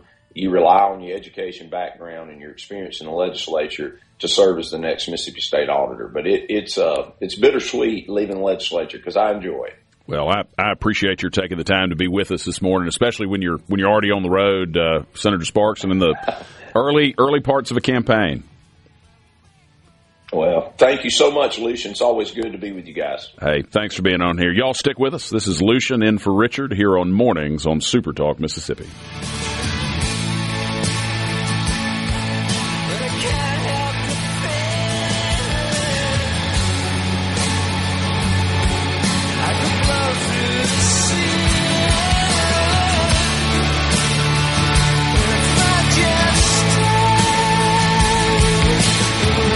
More of the best of Mornings with Richard Cross next. Hey, this is Bob, and you're listening to an encore presentation of the best of Mornings with Richard Cross.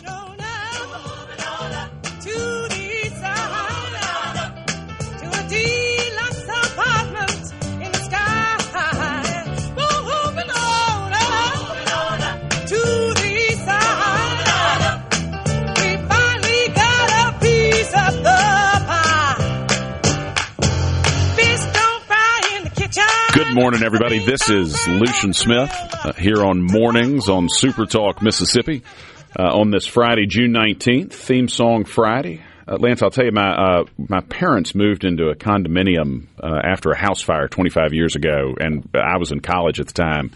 And I think I sang the Jeffersons theme song every time I saw them for about 6 months. Brother, I think watched they stopped finding it. I watched Good Times and the Jeffersons every day. And the Jeffersons theme song was always so funny until lyrics came out, when you were younger.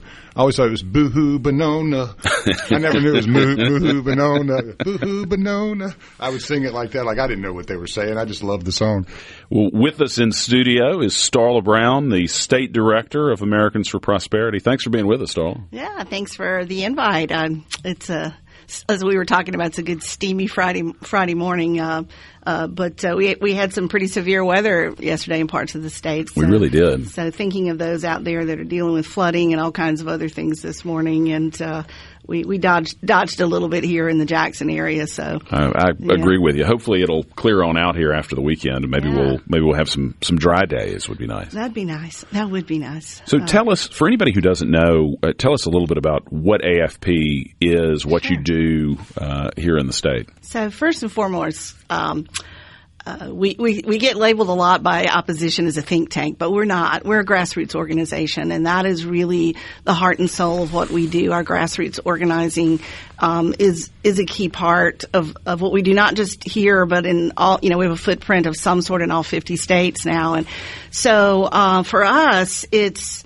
We're a nonpartisan organization. I work with people from all kinds of parties, independents and nonpartisan and ways, but driving what we consider transformative policy that helps Mississippians, right? Whether it's breaking a barrier for occupational licensure, right? Breaking a barrier for small businesses so that they don't have to do something that, is hurtful. There's that sort of theme of do no harm, right? That we get from the medical community and ethical piece there.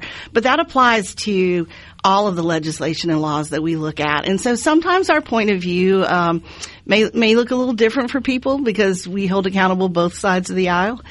Because at the end of the day, when I'm at the Capitol, I'm there to represent the people of Mississippi, the taxpayers, and we care deeply about several things.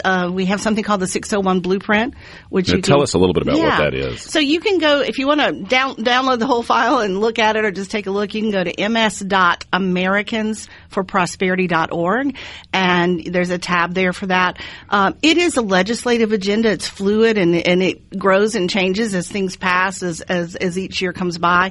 And so some of the transformative policy that we looked at in this over the last couple of years has been very focused on certificate of need laws, for example, in healthcare. We did fight Medicaid expansion. Turns out that was a good thing, so we're proud that we did get in that fight, even though it seemed a little tumultuous at times. But certificate of need laws, if you're not familiar with them, it's a permission slip from the government to open or expand an existing facility, whether it be an MRI machine or be whatever. And we have about, I think, 19 categories in Mississippi that lead to almost 80 subcategories, if you will, or certificate of need laws. And so we just don't think that, taking this sort of anti-free market approach, states that have eliminated a good portion of their certificate of need laws are actually seeing, where there's some studies that have started to come out now that we have some time for that. They're starting to see improvements in access, and it drives costs down when you have a free market, not like it drives it up when you have protectionism and control. What was the original theory behind certificates of need? Because you don't see it anywhere else. Right. I mean, you do in other states, but you don't see it in other industries, really. The thought process was, I guess it's to be simplified, and I'm going to really simplify it here, was that if did we need this facility, or was that competition or opening that up going to cause an issue, right? Well, like something would close or something. So it was really just an anti-free market approach.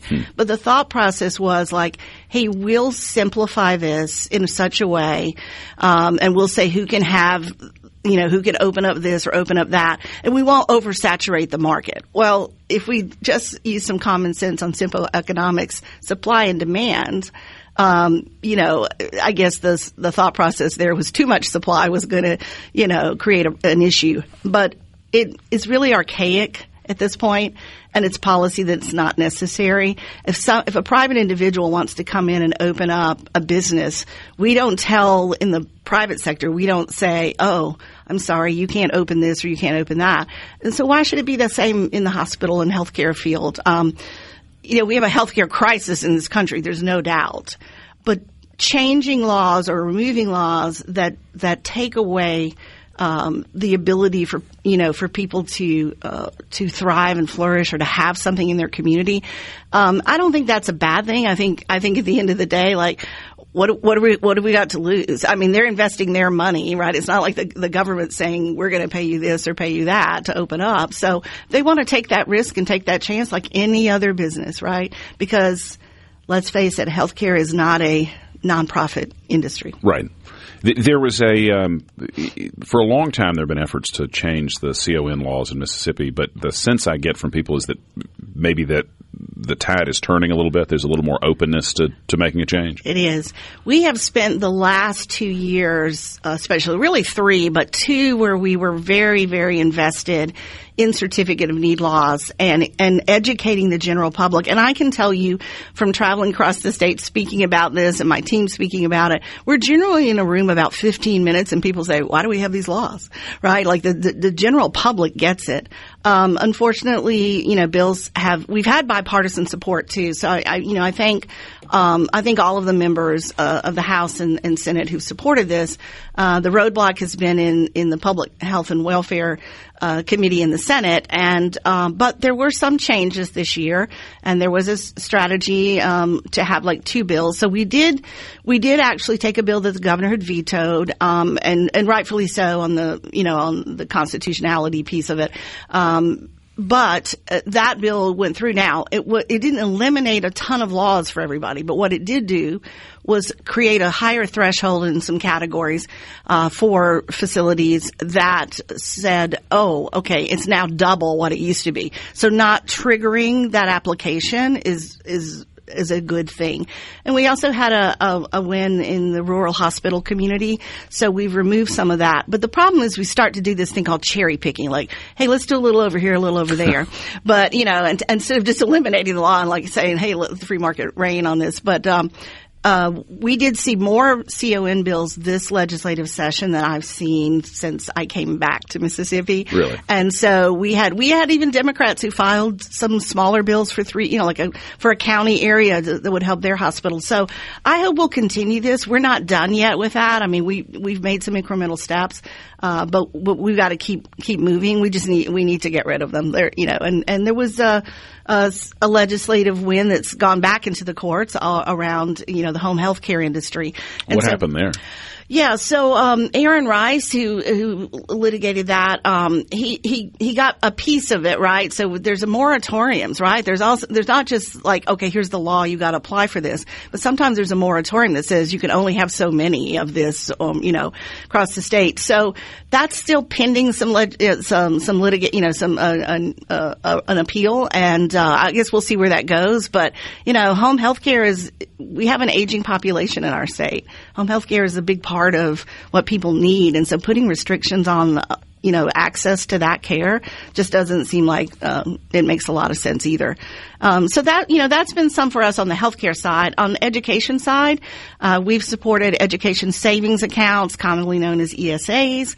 And how does an ESA work for people who aren't familiar? Yeah, so it depends on how the legislation is set up here, but we sort of modeled a little bit after the Tennessee with House Bill 2 that we had this past session, and unfortunately, it didn't go very far in the Senate. It didn't get out of committee and was overwhelmingly denied even further talks about it.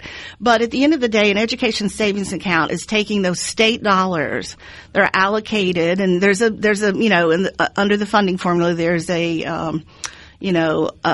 certain amount that we say this student, it will cost to educate this child. There's weights and things that can be added on for certain children. Let's say your English is your second language, your special needs. There's all kinds of other things so for some kids it costs a little more to educate. For others, it's less. But, So it's taking those state dollars and allowing parents to utilize them a number of different ways. And something we forget to talk about is within their own public school.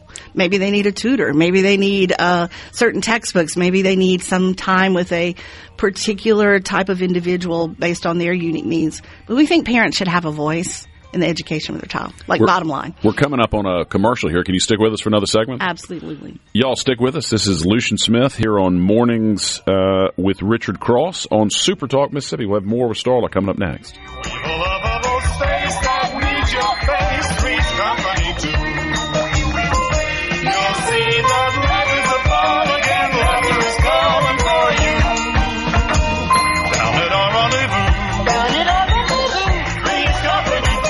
More of the best of Mornings with Richard Cross next. At Fillmore Buick, to an encore presentation of the best of Mornings with Richard Cross.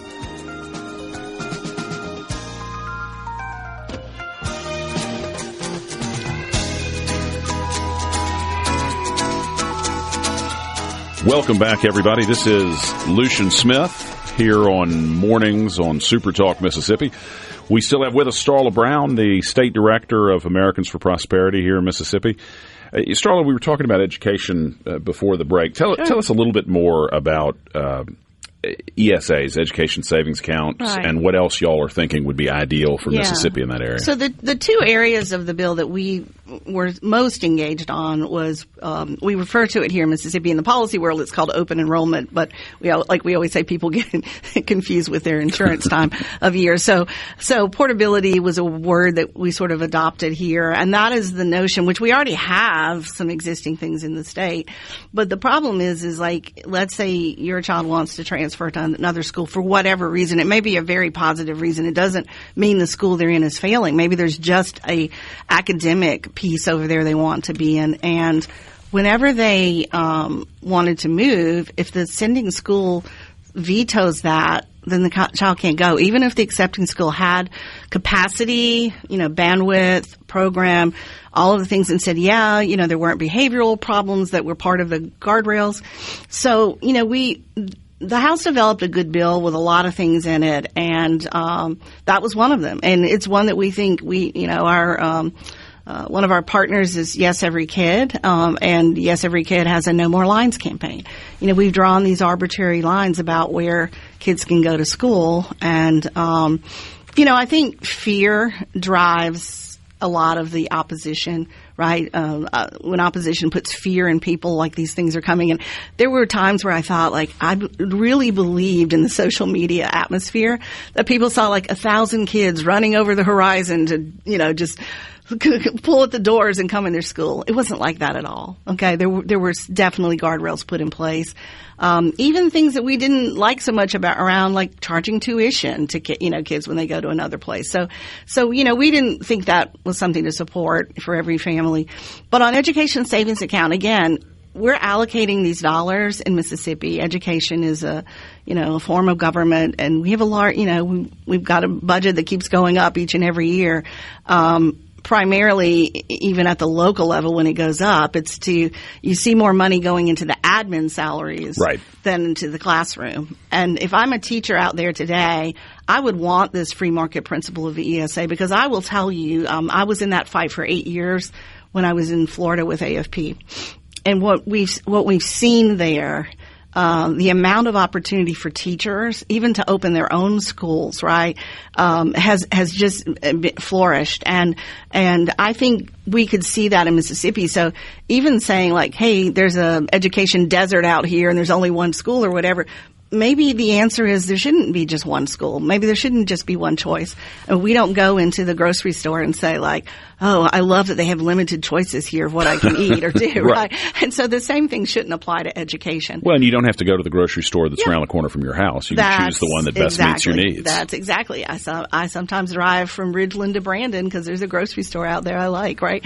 So I think at the end of the day, the most important piece here is this should be about the kids, not about the money, not about this sort of comment that we hear all the time about public dollars.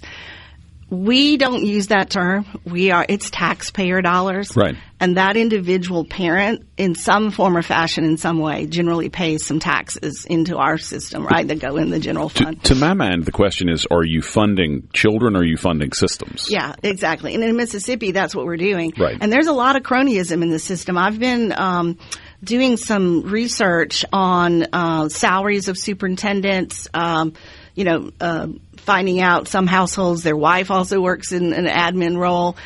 They've got side gigs within the school system that they're also benefiting from. It's a lot of dollars. Well, I think about groups that purport to represent the interest of parents that probably would be better off calling themselves the administrators campaign if they were honest about exactly. it. And there have been members that have shared with us, just a visual share of the intimidation tactics that superintendents often do where, in the middle of the day, I'm wondering how they have time when school's in to be texting a member and saying, I'm going to take you out of office. We're going to primary you. Frankly, I don't think the numbers are there. I think, the difference sometimes between when we have people call in, we may have less people call, but they're your constituents. Right. They're not like this same group of 200 or 300 people that just call every legislator. And so that's not how we operate. And so I think, that's been a part of it. But look, we're looking at consolidation. We're starting to have conversations around that, and we definitely are interested in those conversations. When we look at the numbers here of the school districts compared to a state like Florida, which has virtually 10 times the population, we're almost double. We're almost double in superintendents. Yeah. And so I'm saying when you look at a county that it's a small county and you've got maybe 2 high schools, one's in the county seat, which might be 5,000 people, right, or something like that, and maybe there's one out in the rural area. And then you've got your other pieces of the K through 12. My question would become, why do you need 2 superintendents there? I mean, I think from the standpoint of efficiency, hire people that can manage a district like that. It's small. When I look at other states with larger populations and how many people are engaged there, it's very, very different. And so one of the criticisms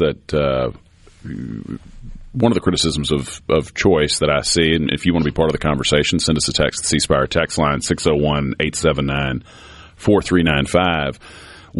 Is there data that supports that choice improves student outcomes?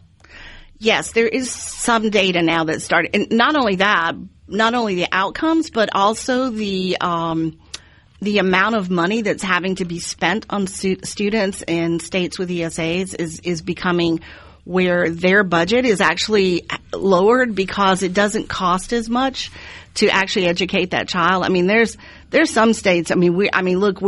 We're not.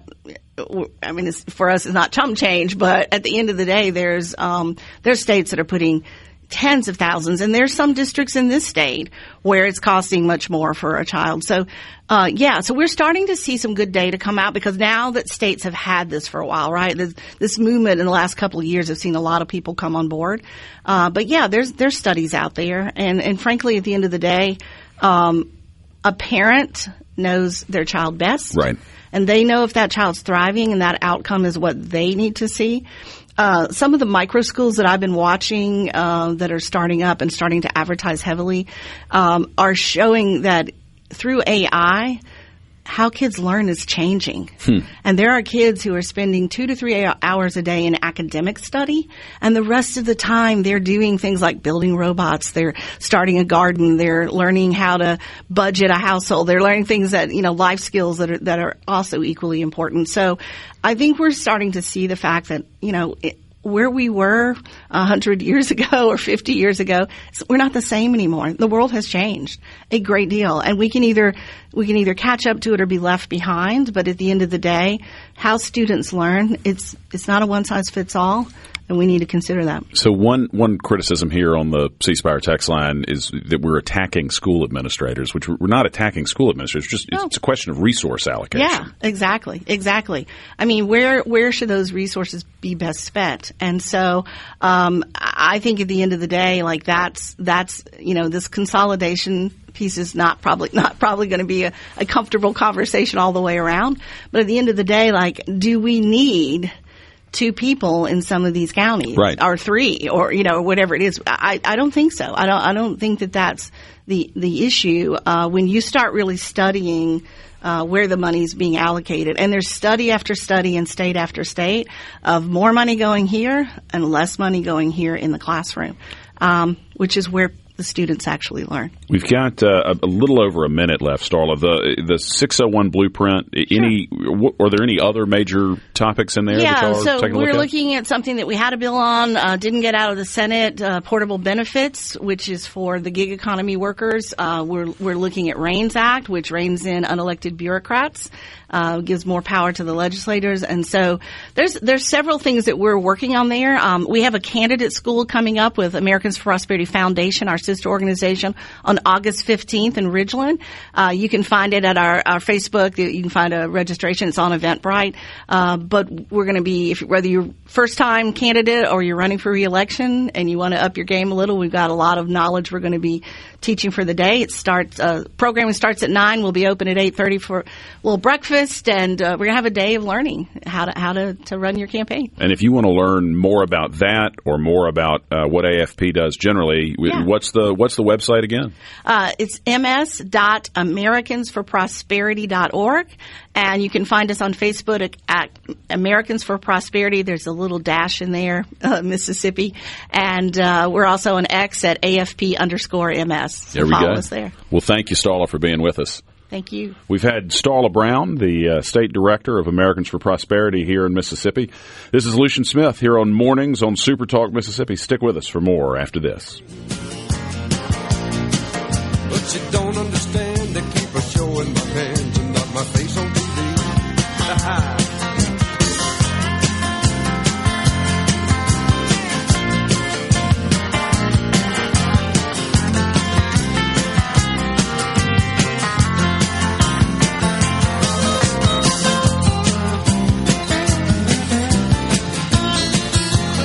More of the best of Mornings with Richard Cross next. What's happening in Mississippi right now? How does it affect you? NewsMS.FM. The latest from News Mississippi. NewsMS.FM. We all hear the radio ads. Listening to an encore presentation of the best of Mornings with Richard Cross.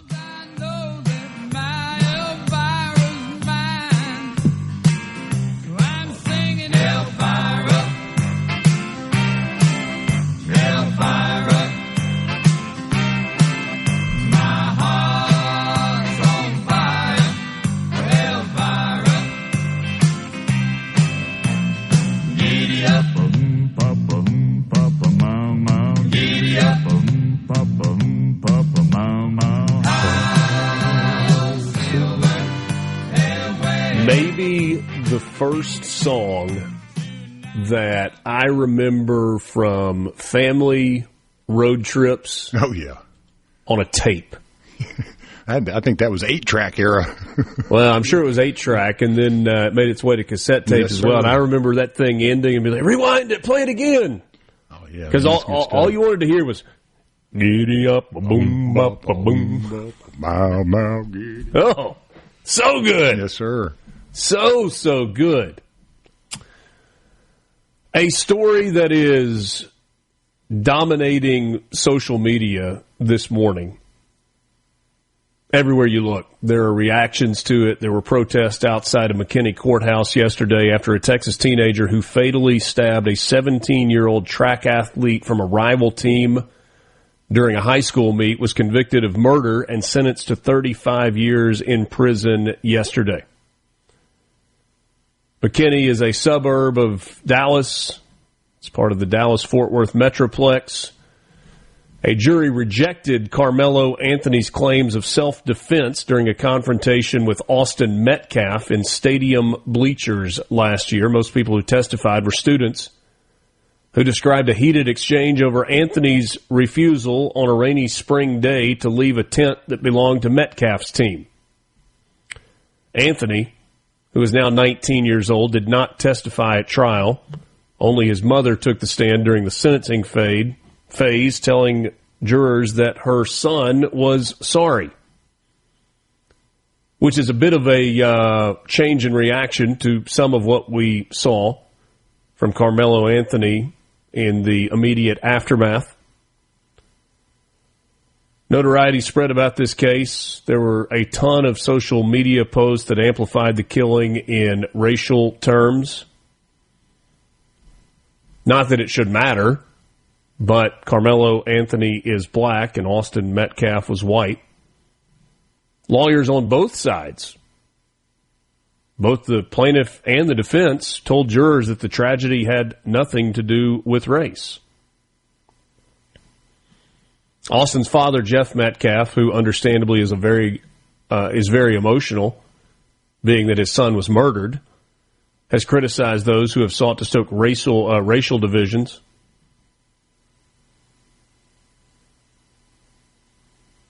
The father, Jeff Metcalf,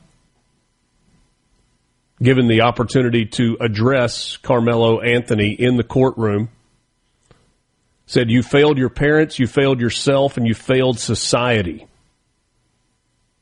Jurors deliberated for less than 3 hours on the verdict.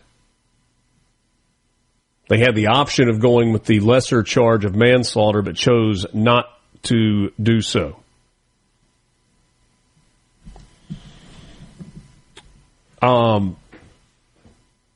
There are a lot of protesters that were outside the courthouse in McKinney, Texas, who are screaming racism.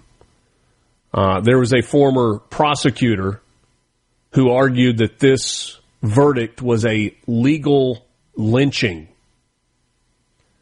There are others who were far less eloquent even than that,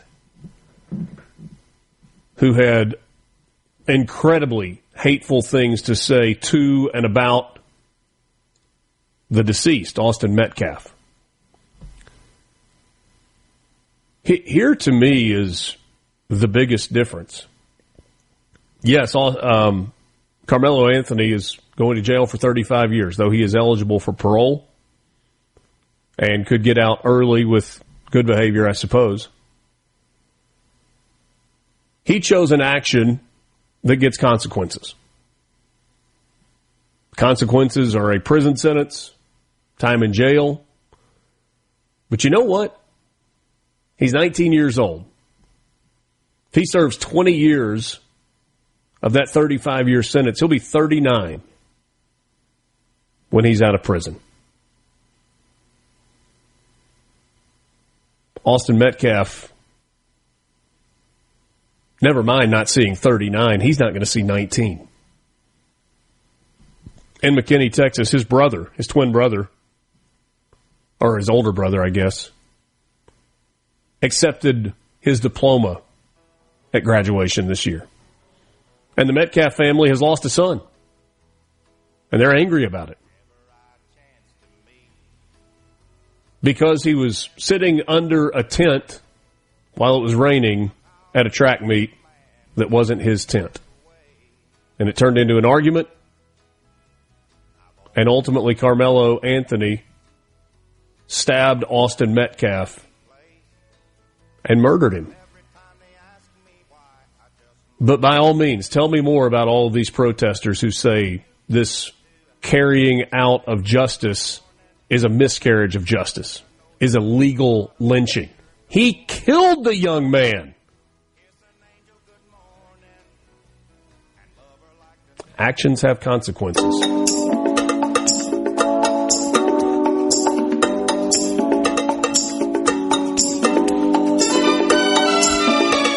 Thank you for listening to the Best of Mornings with Richard Cross.